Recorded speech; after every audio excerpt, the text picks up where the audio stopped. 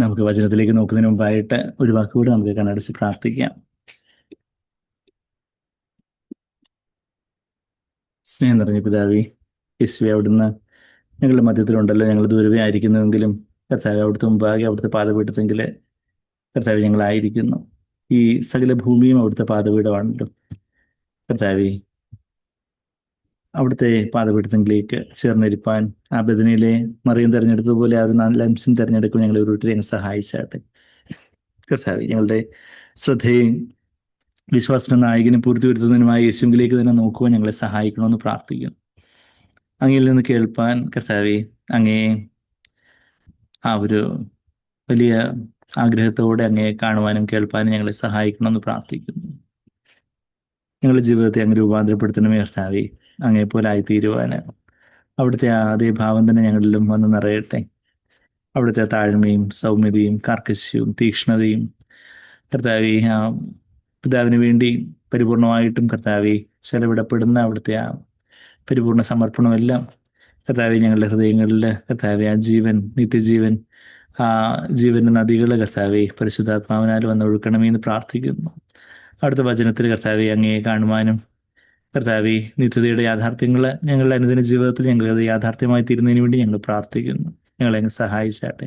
പ്രാർത്ഥന കേട്ടത് ഞങ്ങൾ സ്തുതിക്കുന്നു. എല്ലാ യേശുവിന് വിലയേറിയ മാധുര്യമുള്ള നാമത്തിൽ തന്നെ ആമീൻ. ആമീൻ. നമ്മുടെ വെളിപാട് പുസ്തകം 21 അധ്യായം അതിൻ്റെ 10 വരെയുള്ള വാക്യങ്ങളാണ് നമ്മൾ കഴിഞ്ഞ ആഴ്ച വായിച്ചു നിർത്തിയത്. നമുക്കറിയാം, വെളിപാട് പുസ്തകം 21 അധ്യായം എന്ന് പറയുമ്പം പുതിയ ആകാശവും പുതിയ ഭൂമിയും എപ്പോഴാണ് ആരംഭിക്കുന്നത്? കർത്താവ് രണ്ടാമത് വരുന്നു. കർത്താവ് രണ്ടാമത് വന്നതിന് ശേഷം ഒരു സഹസ്രാബ്ദ വാഴ്ച. എല്ലാവർക്കും, കുഞ്ഞു പിള്ളേർക്ക് മനസ്സിലാവുന്ന രീതിയിലാണ് ഞാൻ പറയുന്നത് അല്ലേ. യേശു കർത്താവ് വരാനിന് ഏറ്റവും സമയം ഇനി അടുത്തു. ജീസസ് രണ്ടാമത് വരും. ജീസസ് രണ്ടാമത് വന്നതിന് ശേഷം പിന്നെ എത്ര വർഷം കർത്താവ് ഈ ഭൂമിയിൽ ഭരിക്കും? 1000 years, 1000 വർഷക്കാലം, സഹസ്രാബ്ദ വാഴ്ച, മില്ലനിയൽ റെയിൻ. ആ 1000 വർഷക്കാലം ഭരണത്തിന്റെ സമയത്ത് സാത്താനെ പിടിച്ച് അഗാധത്തിലായിരിക്കും എന്നുള്ള കാര്യം, ഒരു എബിസ്, ഒരു അഗാധമായൊരു സ്ഥലത്ത്, ഒരു എബിസ്, ബോട്ടംലെസ് പിറ്റിലായിരിക്കും സാത്താൻ ആ സമയത്ത് എന്നുള്ള കാര്യവും, അതിനുശേഷം സാത്താനെ തുറന്നു വിടുന്ന കാര്യവും, സാത്താൻ വീണ്ടും ആൾക്കാരെ വഞ്ചിക്കാൻ തുടങ്ങുന്നതും, അങ്ങനെ വഞ്ചിക്കപ്പെട്ട ആൾക്കാർ ദൈവത്തിനെതിരായിട്ട് തിരിയുന്നതും, ദൈവം അവരെ അഗ്നി കൊണ്ട് ദഹിപ്പിക്കുന്നതും ഒക്കെയുള്ള കാര്യങ്ങളൊക്കെ നമ്മൾ കണ്ടായിരുന്നു വെളിപാട് 20:9. അതിനുശേഷം പിശാചിനെ പിടിച്ച് എങ്ങോട്ട് കൊണ്ടിടും? അവസാനം അവന്റെ സ്ഥാനം എന്താണ്? പിശാചിന്റെ the place that he deserves the most, അതിലേക്ക് കൊണ്ടിടുക. എവിടെ? അഗ്നിപ്പൊയ്കയിലേക്ക്, ലേക്ക് ഓഫ് ഫയർ, ആ ഒരു തീപ്പൊയ്കയിലേക്ക് അവനെ കൊണ്ടിടുമെന്ന് നമ്മൾ വെളിപാട് 21-ന്റെ 10-ാമത്തെ വാക്യത്തിൽ വായിച്ചു. അതിനുശേഷം എന്താ നടക്കുന്നത്? അവിശ്വാസികളുടെ ന്യായവിധിയാണ്. വിശ്വാസികൾക്ക് പിന്നെ വിശ്വാസികൾ ന്യായവിധിയില്ല, എന്നാൽ വിശ്വാസികൾക്ക് ദൈവമുമ്പാകെ കണക്ക് കൊടുക്കേണ്ടതായിട്ടുള്ളൊരു സമയം വരുന്നത് സഹസ്രാബ്ദ വാഴ്ചയ്ക്ക് മുമ്പായിട്ടെന്നുള്ളൊരു കാര്യം നമ്മൾ വെളിപാട് 11-ാം അധ്യായത്തിൽ നമ്മളത് ആ കാര്യങ്ങൾ കണ്ടായിരുന്നു. വെളിപാട് 11-ാം അധ്യായത്തിന് 15 മുതൽ 19 വരെയുള്ള വാക്യങ്ങളിലൊക്കെ അവിടെ തൻ്റെ വ്രതന്മാർക്ക്, ദാസന്മാർക്കൊക്കെ പ്രതിഫലം കൊടുക്കുന്നതിനെ കുറിച്ച് നമ്മൾ അവിടെ ദാസന്മാർക്കും പ്രവാചകന്മാരായ വിശുദ്ധന്മാർക്കും ചെറിയവർക്കും വലിയവർക്കും ഒക്കെ പ്രതിഫലം കൊടുക്കുന്ന കാര്യം അവിടെ നമ്മൾ 18-ാമത്തെ വാക്യം എവിടെ വായിച്ച്? വെളിപാട് 11-ാം അധ്യായത്തിന്, റെവലേഷൻ 11. ബൈബിളിൽ നിങ്ങൾ കണ്ടോ? അത് പെട്ടെന്ന് ആ വേഴ്സ് എടുക്കണം. അപ്പം ആദ്യം നമ്മൾ ബൈബിൾ റെഫറൻസസ് പറയുമ്പോൾ ആദ്യം നമ്മൾ പെട്ടെന്ന് ആ റെഫറൻസ് അങ്ങ് എഴുതിയെടുക്കുന്നു. പെട്ടെന്ന് തന്നെ നമ്മുടെ മുമ്പിൽ തുറന്നു വെച്ചിരിക്കുന്ന ബൈബിൾ എടുത്ത് ആ റെഫറൻസസ് പെട്ടെന്ന് എടുക്കാൻ, ഇനിയിപ്പം ഇങ്ങനെ സ്ത്രീകളോടൊക്കെ പറയുന്നു, സൺഡേ സ്കൂളിൽ നിങ്ങൾ ഒരു ഗെയിം മാതിരി കളിക്കണം. ഒരു വേഴ്സ് എടുക്കുന്നു, പെട്ടെന്ന് ഒരു വേഴ്സ് പറയുന്നത്, പെട്ടെന്ന് ആരാണ് ആ വേഴ്സ് എടുക്കുന്നത്, അങ്ങനെ ഒരു ഗെയിം കളിക്കണം. അപ്പം അങ്ങനെ ആകുമ്പോൾ പെട്ടെന്ന് വേഴ്സ് എടുക്കാനൊക്കെ നിങ്ങൾ ശീലിക്കും. അപ്പം അങ്ങനെ നമ്മുടെ സൺഡേ സ്കൂളിൽ നമ്മുടെ യൂത്തിനും ഒക്കെ ആ ഒരു പ്രാക്ടീസ് വേണം. നമ്മളൊരു വേഴ്സ് പറയുമ്പോഴത്തേക്ക് പെട്ടെന്ന് ബൈബിൾ എടുത്ത് മറിച്ച്, അത് നിങ്ങൾക്ക് എല്ലാവർക്കും നിങ്ങൾ നിത്യമായിട്ട് ഉപയോഗിക്കുന്ന ഒരു ബൈബിൾ ഉണ്ടായിരിക്കും എന്ന് എൻ്റെ വിശ്വാസം. ഇല്ലെങ്കിൽ അതായിരിക്കണം, കുഞ്ഞു പിള്ളേർക്കാണെങ്കിൽ പോലും. അപ്പോൾ വചനം പെട്ടെന്ന് എടുക്കാനും അത് മറിച്ച് അത് വേഴ്സ് കണ്ടുപിടിക്കാനും ഒക്കെ ഉള്ളതൊരു ചെറിയൊരു അച്ചടക്കമാണ്, ചെറിയൊരു ഡിസിപ്ലിനാണ്. അത് കണ്ടോ? വെളിപാട് 11-ന്റെ 18 അവർ പ്രതിഫലം കൊടുപ്പാനും ഇംഗ്ലീഷിലും മലയാളത്തിലും ഒക്കെ നിങ്ങൾ കണ്ടോ? അത് അതെ. Reward your bond servants. അപ്പം ആ സഹസ്രാബ്ദ വാഴ്ചയ്ക്ക് മുമ്പ്, 1000 വർഷക്കാലം ഭരണത്തിന് മുമ്പ് അതായത് കർത്താവ് വരുന്നു, നമുക്ക് ദൈവം പ്രതിഫലം തരുന്നു. പിന്നെ ആ സഹസ്രാബ്ദ വാഴ്ച സാത്താനെ പിടിച്ച് അഗ്നിപ്പൊയ്കയിലിടുന്നു. അതിനുശേഷം അവിശ്വാസികളെ ന്യായവിധി. പിന്നെ എന്താണുള്ളത്? പുതിയ ആകാശവും പുതിയ ഭൂമിയും. അതാ നമ്മൾ എവിടെ വായിച്ചേ? വെളിപാട് 21-ാം അധ്യായം, റെവലേഷൻ ചാപ്റ്റർ 21. വെളിപാട് 21-ാം അധ്യായത്തിൽ അതിന്റെ 1-ാമത്തെ വാക്യത്തിൽ എന്താ? പുതിയ സ്വർഗവും പുതിയ ഭൂമിയും, new heavens and the new earth. പുതിയ ആകാശം. ആകാശം എന്നുള്ള വാക്ക് ഔറാനോസ് എന്ന് പറഞ്ഞ ആ ഗ്രീക്ക് വാക്ക് സ്വർഗവും ആകാശവും എന്നൊക്കെ ട്രാൻസ്ലേറ്റ് ചെയ്യാവുന്ന പദമാണ്. പിന്നെ അവിടെ എന്തില്ല എന്ന് നമ്മൾ വായിച്ചേ? പുതിയ ആകാശം പുതിയ ഭൂമി ഉള്ളപ്പം ഭൂമിയിൽ നിന്ന് 2/3 എന്താ? 2/3 of the earth is what today? Sea ആണ്, കടല. അപ്പൊ പുതിയ ആകാശത്തിലും ഭൂമിയിൽ എന്തില്ലെന്ന് നമ്മൾ വായിച്ചേ?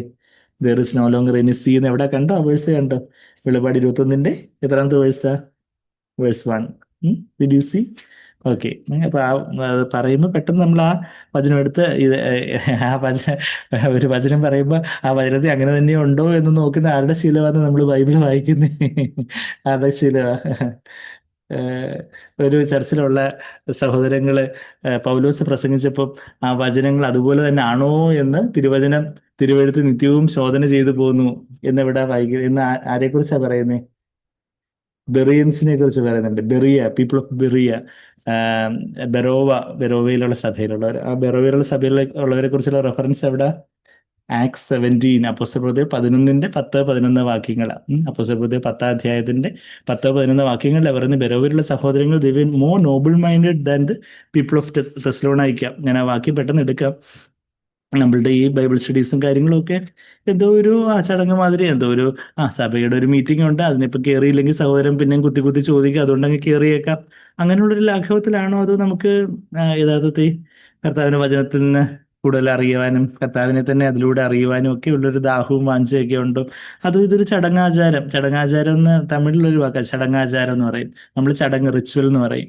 അങ്ങനെ റിച്വൽ മാതിരി അങ്ങ് ആയി പോവുകയാണോ? അതോ നമുക്ക് യഥാർത്ഥത്തിൽ യേശുവിനെ, ശരിയാണ്, നമ്മൾ യേശുവിനെ വ്യക്തിപരമായിട്ട് എല്ലാ ദിവസവും നമ്മൾ കേൾക്കണം. എന്നാൽ സഭയായിട്ട് നമ്മൾ കൂടി വരുമ്പോൾ കർത്താവിന് എന്നോട് സംസാരിക്കാനുണ്ട്. നമ്മളുടെ ബൈബിൾ സ്റ്റഡീസിലൂടെയൊക്കെ ദൈവത്തിന്റെ തിരുവചനം നമുക്ക് ഇന്ന് റിട്ടൺ ബൈബിളായിട്ട്, എഴുതപ്പെട്ട തിരുവചനമായിട്ട്, നൂറ്റാണ്ടുകളായിട്ട് മാത്രമേ ഈ എഴുതപ്പെട്ട തിരുവചനമായിട്ട്, പ്രിന്റിംഗ് പ്രസ്സിന് ശേഷമാണ് പ്രിന്റിംഗ് ഒക്കെ 17-ാം നൂറ്റാണ്ടിലൊക്കെ കണ്ടുപിടിച്ചതിനൊക്കെ ശേഷമുള്ള നൂറ്റാണ്ടുകളിൽ, അതിനുശേഷവും ബൈബിള് ഇത്രയും കോപ്പീസൊക്കെ നമുക്ക് അവൈലബിൾ ആവുന്നതും ഒക്കെ ഈ അടുത്ത കാലത്താണ്. എന്നാൽ യഥാർത്ഥത്തിൽ നമുക്ക് കർത്താവിനോടുള്ളൊരു ദാഹവും സ്നേഹവും ഒക്കെ ഉണ്ടെങ്കിൽ ദൈവത്തിന്റെ വചനത്തോടും നമ്മളെ ഒരു സ്നേഹവും ആഴവും ഭക്തിയും സ്നേഹവും ഒക്കെ വരും. കർത്താവിന്റെ വചനം അത് കർത്താവ് തന്നെയാണ്. കർത്താവിന്റെ വചനം, കർത്താവിനോടുള്ള ഒരു ദാഹവും വാഞ്ചയും ഉണ്ടെങ്കിൽ കർത്താവിന്റെ വചനത്തോട് നമുക്ക് ഉണ്ടായിരിക്കും. ഒന്നുകിൽ പാപം നമ്മളെ കർത്താവിന്റെ വചനത്തിൽ നിന്ന് അകറ്റി കളയുക, അല്ലെങ്കിൽ ദൈവവചനം നമ്മളെ പാപത്തിൽ നിന്ന് അകറ്റി കളയുമെന്ന് D.L. മൂഡി, അതാരാ പറഞ്ഞിട്ടുള്ളത് എന്നുള്ള കാര്യം എനിക്കറിയത്തില്ല. പക്ഷേ ഈ കഴിഞ്ഞ ദിവസം ഒരു മാരേജ് ഒക്കെ തിരുവല്ല, അവിടെ കുമ്പനാട് അറ്റൻഡ് ചെയ്തിട്ട് ഞങ്ങൾ തിരുവല്ലയിലെ സത്യം പബ്ലിക്കേഷൻസ് അവിടെ ഒന്ന് പോയി കുറച്ച് ബൈബിൾസ് ഒക്കെ വാങ്ങിച്ചായിരുന്നു. അപ്പൊ അവിടെ D.L. മൂഡിയുടെ കോട്ട് എഴുതി വെച്ചിരിക്കുന്നത്, ഇത് Bible will keep you away from sin or sin will keep you away from the Bible. വചനം നമ്മളെ പാപത്തിൽ നിന്ന് ദൂരെ കാത്തുകൊള്ളും. അങ്ങനെ ചെയ്യുന്നില്ല വചനം നമ്മളെ പാപത്തിൽ നിന്ന് ദൂരെ കാത്തുകൊള്ളുന്നില്ലെങ്കിൽ അതിന്റെ കാരണം എന്തായിരിക്കും വെച്ചാൽ, പാപം നമ്മളെ ബൈബിളിൽ നിന്ന്, നമ്മൾ പാപത്തിൽ തന്നെ, പാപം എന്ന് പറഞ്ഞാൽ നമ്മൾ എന്തോ വലിയ കുടുംബപാപങ്ങളും പട്ടികപ്പെട്ട പാപമൊന്നും ചെയ്യുന്നില്ലായിരിക്കും. എന്നാൽ നമ്മളുടെ സ്വയജീവൻ, നമ്മുടെ സ്വന്തം ഇഷ്ടപ്രകാരമുള്ള ഒരു ജീവിതമാണ് നമ്മൾ ജീവിക്കുന്നത്. നമ്മൾ ലോകമനുഷ്യരെ പോലെ വലിയ കൊടിയ പാപങ്ങളൊന്നും ചെയ്യുന്നില്ലായിരിക്കും. എന്നാൽ നമ്മൾ സ്വയകേന്ദ്രിതമായ ഒരു ജീവിതമാണ് ജീവിക്കുന്നതെങ്കിൽ അത് പാപമംഗലമായ ഒരു ജീവിത കർത്താവിന്റെ സന്നിധിയിൽ. അപ്പൊ ആ ഒരു സ്വയകേന്ദ്രിതമായ ഒരു ജീവിതത്തിലാണ് നമ്മൾ ജീവിക്കുന്നുണ്ടെങ്കിൽ നമുക്ക് the sin of that self centred life, അവിടെ സ്വയമംഗലമായ ജീവിതത്തിൽ പാപമംഗലമായ ജീവിതം, സ്വയകേന്ദ്രിതമായിട്ടുള്ള ജീവിതത്തിൽ തീർച്ചയായിട്ടും സ്വാർത്ഥതയും കയ്പും ദേഷ്യവും അസൂയയും പരാതിയും പിറുപിറുപ്പും അശുദ്ധിയും അക്ഷമയും ബാക്കി ആകുല ചിന്തകളും മനുഷ്യമാനം തേടുന്നതും ബാക്കി ഒരുപാട് കാര്യങ്ങൾ കാണുന്ന, നമുക്ക് അതിനെക്കുറിച്ചൊന്നും ഒരു വെളിച്ചമില്ലാതെ ഞാൻ വലിയ മോശപ്പെട്ട ജീവിതമൊന്നുമല്ലല്ലോ ജീവിക്കുന്നതെന്ന് വിചാരിച്ച് നമ്മളങ്ങ് പോകും. പക്ഷേ the sin will keep you away from the Bible. ആ പാപം, കർത്താവിൻ്റെ സ്വഭാവത്തിൽ കുറഞ്ഞതായിട്ടുള്ള കാര്യങ്ങളെല്ലാം പാപമാണ്. ആ പാപം നമ്മളെ ബൈബിളിൽ നിന്ന് നമ്മളിന്ന് അകറ്റി നിർത്തും. ഒന്നുകിൽ വചനം നമ്മെ പാപത്തിൽ നിന്ന് അകറ്റി നിർത്തും, അല്ലെങ്കിൽ പാപം നമ്മളെ വചനത്തിൽ നിന്ന് അകറ്റി നിർത്തും. അതാരാ പറഞ്ഞേ? Delight L Moody, D L Moody എന്ന് പറയുന്ന ആ ഒരു ദൈവമനുഷ്യൻ നൂറ്റാണ്ടുകൾക്ക് മുമ്പ് പറഞ്ഞിട്ടുള്ളൊരു വാക്യമായിട്ട് അവിടെ ആ ഒരു കൊട്ടേഷൻ, ആ ഒരു വാക്യം ഞാൻ ഇതിനു മുമ്പേ കേട്ടിട്ടുണ്ട്. പക്ഷെ ഡി എൽ മൂഡി പറഞ്ഞിട്ടുള്ളതാന്നുള്ള കാര്യം അവിടെ കൊട്ടേഷൻ അവിടെ എഴുതി വെച്ചേക്കുന്നത് കണ്ടപ്പോഴാണ് ഞാൻ കണ്ടത്. അപ്പം നമ്മളിപ്പോൾ എവിടെ വായിച്ച് അപ്പോസ്തലപ്രവൃത്തി 17 അധ്യായത്തിൽ അതിൻ്റെ 10-11 വാക്യങ്ങളാണ് നമ്മളിപ്പം വായിച്ച്. കഴിഞ്ഞ ആഴ്ച നമ്മൾ ഇൻട്രൊഡക്ഷൻ ആയിട്ട് എക്സഡസ് 40 പോയായിരുന്നു. ഈ ആഴ്ച ചെറിയൊരു ഇൻട്രൊഡക്ഷൻ ആയിട്ട് ആക്സ് 17 വന്നേക്കുന്നത്. അപ്പോൾ അവിടെ 17 അധ്യായം, അപ്പോസ്തലപ്രവൃത്തി 17 അധ്യായം കണ്ടോ? അതിന്റെ 10-ാമത്തെ വാക്യം എവിടെ? സഹോദരന്മാർ ഉടനെ രാത്രിയിൽ തന്നെ പൗലോസിനെയും ശീലാസിനെയും ബെരോവയ്ക്ക് പറഞ്ഞയച്ചു. ബെരോവ എന്ന് പറഞ്ഞൊരു സ്ഥലം, ബെറിയ എന്ന ഇംഗ്ലീഷില്, ബെരോവ എന്ന തമിഴിലും മലയാളത്തിലും ഒക്കെ ബെരോവയ്ക്ക് പറഞ്ഞയച്ചു. അവിടെ എത്തിയ, അപ്പൊ ഈ തമിഴിലും മലയാളത്തിലും ഒക്കെ ആ വാക്കുകളായിരിക്കും കൂടുതലും ഗ്രീക്ക് ഭാഷയോടും എബ്രായ ഭാഷയോടും ഒക്കെ ചേർന്ന് നിൽക്കുന്നത്. നമ്മൾ ശരിക്കും ഇംഗ്ലീഷ് ഭാഷയായിരിക്കും കുറച്ചുകൂടെ ആക്യുറേറ്റ് എന്ന്. ശരിക്കും ഇപ്പം ജീസസ് നമ്മൾ പറയുന്നു, എന്ന് യേശു എന്ന മലയാളത്തില്, തമിഴിലും യേശു. ഇപ്പം നമ്മുടെ ഇന്ത്യൻ ലാംഗ്വേജസിൽ ഉള്ള വാക്കുകൾ യഥാർത്ഥത്തിൽ പറയുവാണെങ്കിൽ എബ്രായ ഗ്രീക്ക് ഭാഷയിലുള്ള വാക്കുകളോട് കൂടുതൽ അടുത്ത് നിൽക്കുന്ന യേശുവ എന്നുള്ള ആ ഒരു വാക്കാണ് എബ്രായ ഭാഷയിൽ ജീസസിന്, യേശുവിനുള്ളത് യേശുവ എന്നുള്ള വാക്ക്. ഗ്രീക്ക് ഭാഷയിൽ യേസുവസ് എന്നുള്ളൊരു വാക്കാണ്. അപ്പോൾ യുനോ എന്നാൽ ജ എന്നുള്ളത് ഇംഗ്ലീഷിൽ വരുന്നത് ജീസസ്. അപ്പോൾ ശരിക്കും പറഞ്ഞാൽ ഇംഗ്ലീഷ് ഭാഷയിലുള്ള വാക്കിനെക്കാട്ടിലും തമിഴ്, മലയാളം, ഹിന്ദി, ഇന്ത്യൻ ലാംഗ്വേജസിലുള്ള വാക്കുകളെ കുറച്ചുകൂടെ അതിൻ്റെ ഒറിജിനലുമായിട്ട് കുറച്ചുകൂടെ അടുത്ത് നിൽക്കുന്നതെന്നുള്ളൊരു കാര്യം നമ്മൾ മനസ്സിലാക്കുന്നത് നല്ലതാണ്. അപ്പം നമ്മൾ അല്ലെങ്കിൽ നമ്മൾ ഒരു ഇംഗ്ലീഷിലുള്ള വാക്കായിരിക്കും കുറച്ചുകൂടെ ആക്യുറേറ്റ് നമ്മളായിരിക്കും. പക്ഷെ അങ്ങനെയല്ല, ഇംഗ്ലീഷുകാർ ഇതെല്ലാം കൂടെ കുറച്ചുകൂടെ ഒക്കെ ഒന്ന് മോഡിഫൈ ചെയ്ത് വെച്ചേക്കുകയാണ്. അപ്പം ഏതായാലും പക്ഷേ യൂണിവേഴ്സൽ ലാംഗ്വേജ് ആയിട്ട് ഇംഗ്ലീഷ് ഉള്ളതുകൊണ്ട് ഓഫ്കോഴ്സ് ഇംഗ്ലീഷിലുള്ള വാക്കുകൾ നമ്മൾ അറിയുന്നത് നല്ലത് തന്നെയെന്ന് വെച്ചാൽ നമ്മൾ മലയാളികളല്ലാത്ത സഹോദരങ്ങളോടൊക്കെ സംസാരിക്കുമ്പോൾ നമുക്ക് ഇംഗ്ലീഷ് ബൈബിൾ യൂസ് ചെയ്യേണ്ടി വരുമല്ലോ. അപ്പം ബെരോവയ്ക്ക് പറഞ്ഞയച്ചു. അവിടെ എത്തിയപ്പോൾ അവർ യഹൂദന്മാരുടെ പള്ളിയിൽ പോയി. അവർ തെസ്സലോനിക്കയിൽ ഉള്ളവരെക്കാൾ ഉത്തമന്മാരായിരുന്നു.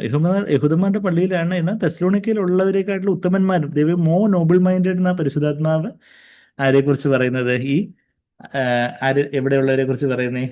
ബെരോവയിലുള്ളവരെ കുറിച്ച് പറയുന്നത്, പീപ്പിൾ ഓഫ് ബെറിയൻസ്. എന്തുകൊണ്ടാന്ന് ചോദിച്ചാൽ അവർ വചനം പൂർണ്ണ ജാഗ്രതയോടെ കൈക്കൊണ്ടതല്ലാതെ എന്ന് പറയുമ്പോൾ കൈക്കൊണ്ടത് മാത്രമല്ല, not only for the receive the word with great eagerness. ഇന്ന് നമ്മളെ വചനം ആ ഒരു പൂർണ്ണ ജാഗ്രതയോടാണോ കൈക്കൊള്ളുന്നത്? അവിടെ ഏതോ ഒരു സഹോദരൻ ഇരുന്ന് എന്തോ പ്രസംഗിക്കുന്നു, നമ്മളിവിടെ അടുക്കളയിൽ കറി ഉണ്ടാക്കുന്നു, ബാക്കി ഭക്ഷണം കഴിക്കുന്നു.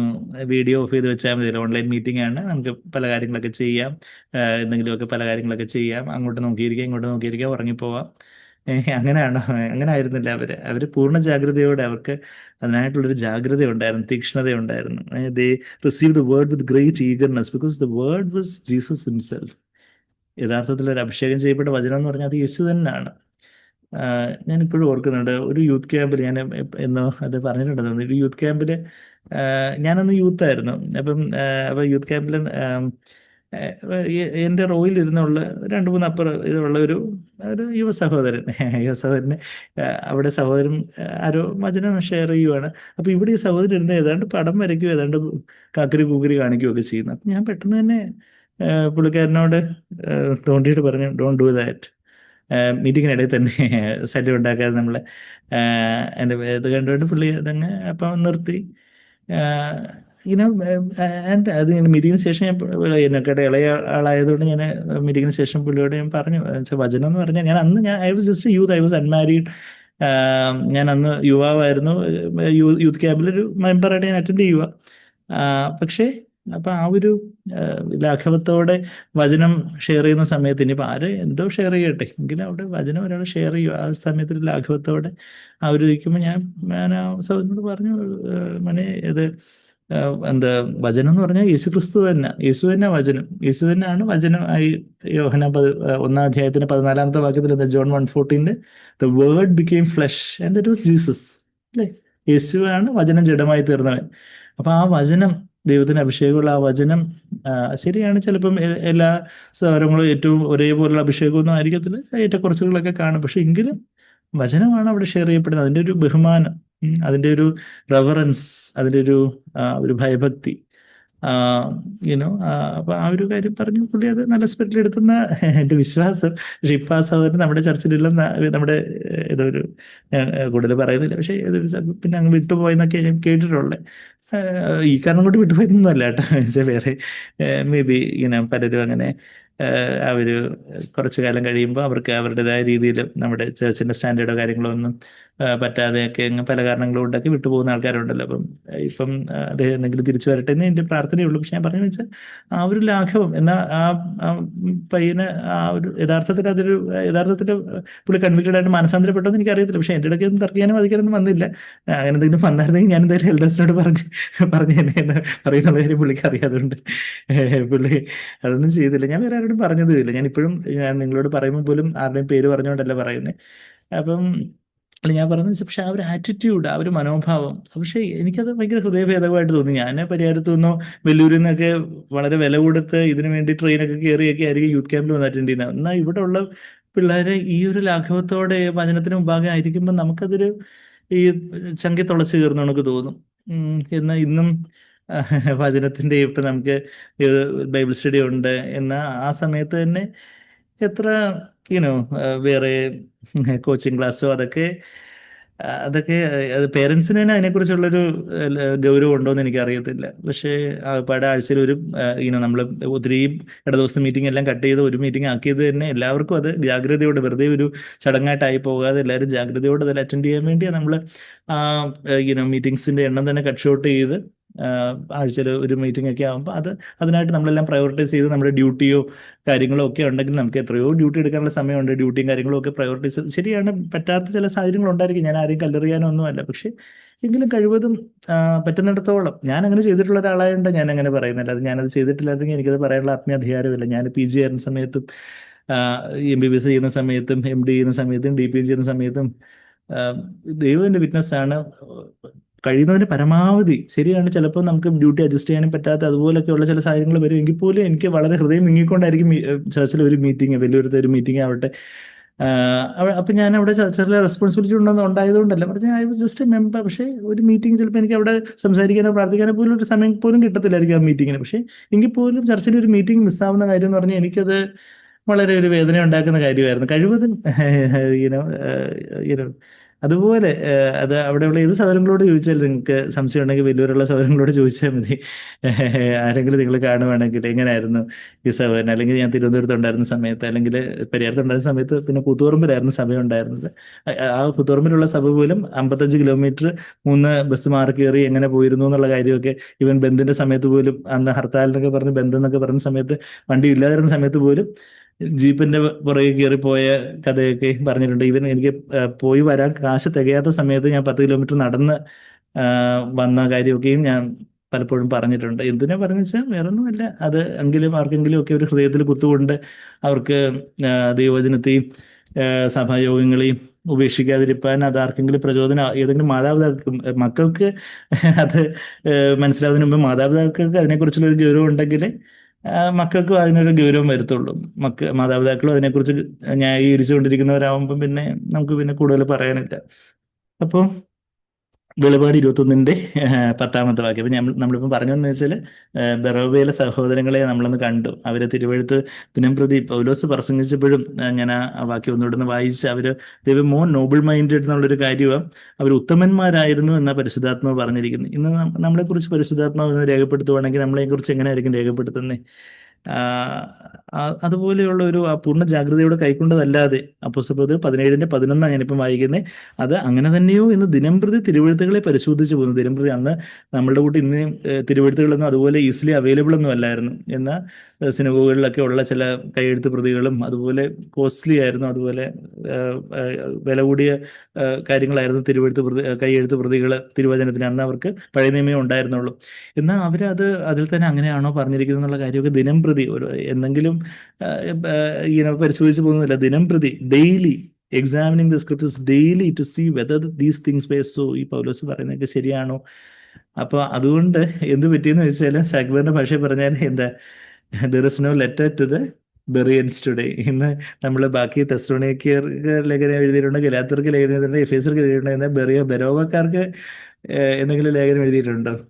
ബെറിയൻസ് എന്ന് പറയുന്ന ഒരു ബുക്ക് നമ്മൾ ബൈബിളിൽ കാണാത്തതിന്റെ ഒരു പക്ഷേ അതിന്റെ കാരണം എന്തായിരിക്കും? സാഗ്ബേർ പറയുന്ന പോലെ എന്താ, അപ്പോസ്തലന് അതുപോലെ അവര് വചനത്തെ അതുപോലെ പരിശോധിച്ച് വന്നതുകൊണ്ട് അവർക്ക് ഒരു തിരുത്തലോ കറക്ഷനോ ഒരു ശാസനയോ ഒന്നും പറഞ്ഞ് ഒന്ന് കത്തെഴുതേണ്ട തരത്തിലുള്ളൊരു സാഹചര്യം വന്നു കാണത്തില്ല.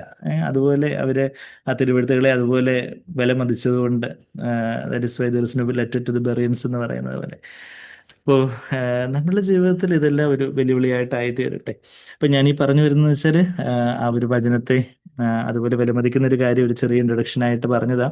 നമ്മളിവിടെ വെളിപാട് പുസ്തകം 21 അധ്യായത്തിൽ പുതിയ ആകാശവും പുതിയ ഭൂമിയും അത് കഴിഞ്ഞിട്ട് കർത്താവെല്ലാം പുതുതാക്കി തീർക്കുന്ന കാര്യമൊക്കെ നമ്മൾ അതിൻ്റെ 5-ാമത്തെ വാക്യത്തിൽ നമ്മൾ വായിക്കുന്നു.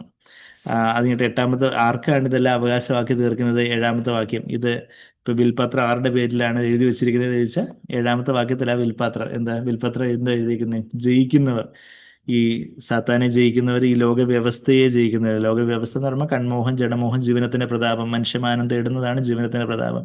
മനുഷ്യമാനം അവരെന്ത് പറയും, ഇവരെന്ത് പറയും, അതാണ് ജീവനത്തിന്റെ പ്രതാപം. കൺമോഹവും ജഡമോഹവും, അതായത് പണം, മനുഷ്യമാനം, ജഡിക സുഖങ്ങൾ, ഇതെല്ലാം ഓർക്കം ചെയ്യുന്നവരാണ്, അവർക്കുള്ളതാണ് ഈ പുതിയ ആകാശവും പുതിയ ഭൂമിയൊക്കെ. അത് കഴിഞ്ഞിട്ട് എന്നാൽ ഭീരുക്കൾ, അവിശ്വാസികൾ, 8-ാമത്തെ വാക്യത്തിൽ ഭീരുക്കൾ, ഭീരുത്വം കാരണം അങ്ങനെ കർത്താവിനെ വിട്ടു പോകുന്നവരാ. നമ്മൾ പറയുന്നത് നമ്മുടെ ജീവിതത്തിൽ നിങ്ങൾ ഭീരുത്വം ഉണ്ടെങ്കിൽ പെട്ടെന്ന് നമ്മൾ അഗ്നിപൊയ്കലിട്ട് കർത്താവ് തള്ളിയിടുന്നൊന്നും അല്ല ഈ പറഞ്ഞു വരുന്നത്. എന്നാൽ നമ്മൾ അതിൽ തന്നെ തുടർന്ന് മനസാന്തരമില്ലാതെ ഭീരുത്വം നമ്മളെ എങ്ങോട്ട് നയിക്കാം? വിശ്വാസം പോയി വിശ്വാസം വീണു പോകുന്ന ഒരു അവസ്ഥയിലേക്ക് പോയി രക്ഷ നഷ്ടപ്പെടുന്ന തരത്തിലേക്ക് പോയിക്കൂടാകുകയില്ല. അപ്പം അവിശ്വാസികൾ, ഓഫ് കോഴ്സ് അവിശ്വാസികളായിട്ടുള്ളവരെല്ലാം അവര് ഭീരുത്വം കാരണവും ബാക്കി പല കാരണങ്ങൾ കാരണവും അന്ന് തീപ്പൊയ്കയിലേക്ക് തള്ളിയിടപ്പെടുന്നവരുണ്ടാകാം. ആ വിശ്വാസികൾ കർത്താവിനെ സ്വീകരിച്ചിട്ടില്ലാത്തവർ അനേക ലക്ഷങ്ങൾ, കോടികൾ അവിടെ തീപ്പൊയ്കയിൽ കാണും. പിന്നെ വിശ്വാസത്തിലേക്ക് വന്നവർ തന്നെ അവസാനത്തോളം പിടിച്ചു നിൽക്കുന്നവർ രക്ഷിക്കപ്പെടുമെന്നാണ് മത്തായി 24:12-13 വാക്യങ്ങളിൽ നമ്മൾ വായിക്കുന്നത്. മത്തായി 24 അധ്യായത്തിന്റെ 12-13 വാക്യങ്ങളിൽ എന്താ നമ്മൾ വായിക്കുന്നത്? അനേകരുടെ സ്നേഹം തണുത്തു പോകും. 24 അധ്യായം, മത്തായി 24 അധ്യായത്തിന്റെ 12-ാമത്തെ വാക്യത്തിൽ അധർമ്മം പെരുകുന്നതുകൊണ്ട്, പാപം പെരുകുന്നതുകൊണ്ട് അനേകരുടെ സ്നേഹം തണുത്തു പോകും. എന്നാൽ അവസാനത്തോളം സഹിച്ചു നിൽക്കുന്നവൻ രക്ഷിക്കപ്പെടുന്ന one who endures to the end. വചനം കണ്ടോ? മത്തായി 24:12-13 വാക്യങ്ങളാണ്. അപ്പം ആ ഒരു കർത്താവെ എന്നെ അതിനായിട്ട് സഹായിക്കണമേ. അനേകരുടെ സ്നേഹം തണുത്തു പോകുന്നു. കർത്താവിനോടുള്ള സ്നേഹവും പരസ്പരമുള്ള സ്നേഹവും ഒക്കെ തണുത്തു പോകുന്ന ഒരു വല്ലാത്തൊരു ലോകത്താണ് നമ്മൾ ജീവിക്കുന്നത്. പക്ഷേ കർത്താവെ എനിക്കും അതേ ജഡമാണ് എനിക്കും ഉള്ളത്, എന്നെ സഹായിക്കണമേ എന്നുള്ളൊരു കരച്ചിലാണ് നമ്മളുടെ ഹൃദയത്തിൽ ആ ഒരു വാക്യം വായിക്കുമ്പോൾ ഉണ്ടാവണം. എന്റെ സ്നേഹമൊന്നും തണുത്തു പോകത്തില്ല, അതൊക്കെ മറ്റവരെക്കുറിച്ച്, അവരെക്കുറിച്ച്, ഇവരെക്കുറിച്ചും ഒക്കെ പറഞ്ഞേക്കുന്നതായിരിക്കും എന്നാണ് നമ്മൾ മറ്റുള്ളവരെ കാരണം വിരളയുണ്ടെന്നുണ്ടെങ്കിൽ ആദ്യം സ്നേഹം തണുത്തു പോകുന്നത് നമ്മുടെ ആയിരിക്കും. അപ്പം അനേകരുടെ സ്നേഹം തണുത്തു പോകും. എന്നാൽ അവസാനത്തോളം പിടിച്ചു നിൽക്കുന്നവൻ, സഹിച്ചു നിൽക്കുന്നവൻ, എൻഡ്യൂസ് ടിൽ ദ എൻഡ്, ആ ഒരു സ്നേഹത്തിലും വിശ്വാസത്തിലും ഒക്കെ അവസാനത്തോളം പിടിച്ചു നിൽക്കുന്നവനാണ് രക്ഷിക്കപ്പെടുന്നത്. അപ്പം അതാ നമ്മൾ വായിക്കുന്നത്. അപ്പം ആ ഒരു അവിശ്വാസികൾ അവര് വിശാലമായ വിധിയിലൂടെ അവരങ്ങ് തീപ്പൊയ്കയിലോട്ടായിരിക്കും പോകുന്നത്. എന്നാൽ വിശ്വാസികൾ തന്നെ വിശ്വാസത്യാഗം സംഭവിക്കും, അനേകരുടെ വിശ്വാസത്യാഗം സംഭവിക്കും എന്നുള്ളൊരു കാര്യം അപ്പോസ്റ്റസി 2 തെസ്സലോനിയർ 2:4 വാക്യത്തില, 2 തെസ്സലോനിയൻസ് 2:4 ഞാൻ ആ വാക്യത്തിലോട്ട് പോകുന്നില്ല. അപ്പോസ്റ്റസി എന്നുള്ളൊരു വാക്ക്, ഫോളിങ് അവേ ഫ്രം ഫെയ്ത്ത്, വിശ്വാസത്യാഗം എന്നുള്ളൊരു വാക്ക് നമ്മളവിടെ കാണുന്നത്. അങ്ങനെ അനേകരുടെ വിശ്വാസം ഇന്ന് ക്രിസ്തീയ ലോകത്ത് അത് ഓൾറെഡി നടന്നുകൊണ്ടേയിരിക്കുവാണ്. ഒത്തിരി പേര് യഥാർത്ഥത്തിലുള്ള യേശുവിൽ നിന്ന് മാറി മറ്റൊരു യേശുവിനെയും മറ്റൊരു സുവിശേഷത്തെയും മറ്റൊരു ആത്മാവിനെയൊക്കെയാണ് പിന്തുടരുന്നത്.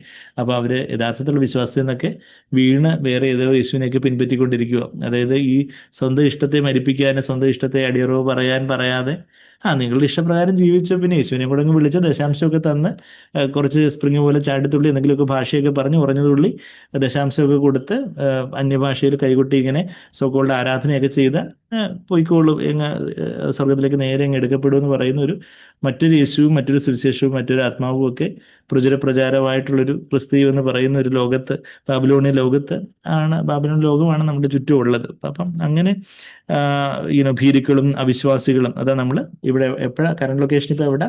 റെവലേഷൻ ചാപ്റ്റർ 21, വെളിപാട് പുസ്തകം 21 അധ്യായത്തിന്റെ 8-ാമത്തെ വാക്യം ഭീതിക്കുള്ള അവിശ്വാസികൾ, അറയ്ക്കപ്പെട്ടവർ, നമ്മൾ അതിൻ്റെയൊക്കെ ഡീറ്റെയിൽസ് നമ്മൾ കണ്ടു. ഞാൻ അതിലേക്കൊന്നും പോകുന്നില്ല. കൊലപാതകന്മാർ, ദുർനടപ്പുകാർ, ക്ഷുദ്രക്കാർ, ബിംബാരാധികൾ എന്നിവർക്കും പോഷ്ക്ക് പറയുന്ന ഏവർക്കും. ക്ഷുദ്രക്കാർ എന്ന് പറഞ്ഞപ്പോൾ ഇന്ന് എനിക്കൊരു ക്ലയന്റ് ഉണ്ടായിരുന്നു. പുള്ളി ചാത്തൻ സേവയൊക്കെ നടത്തുന്ന ഒരാളാണ്.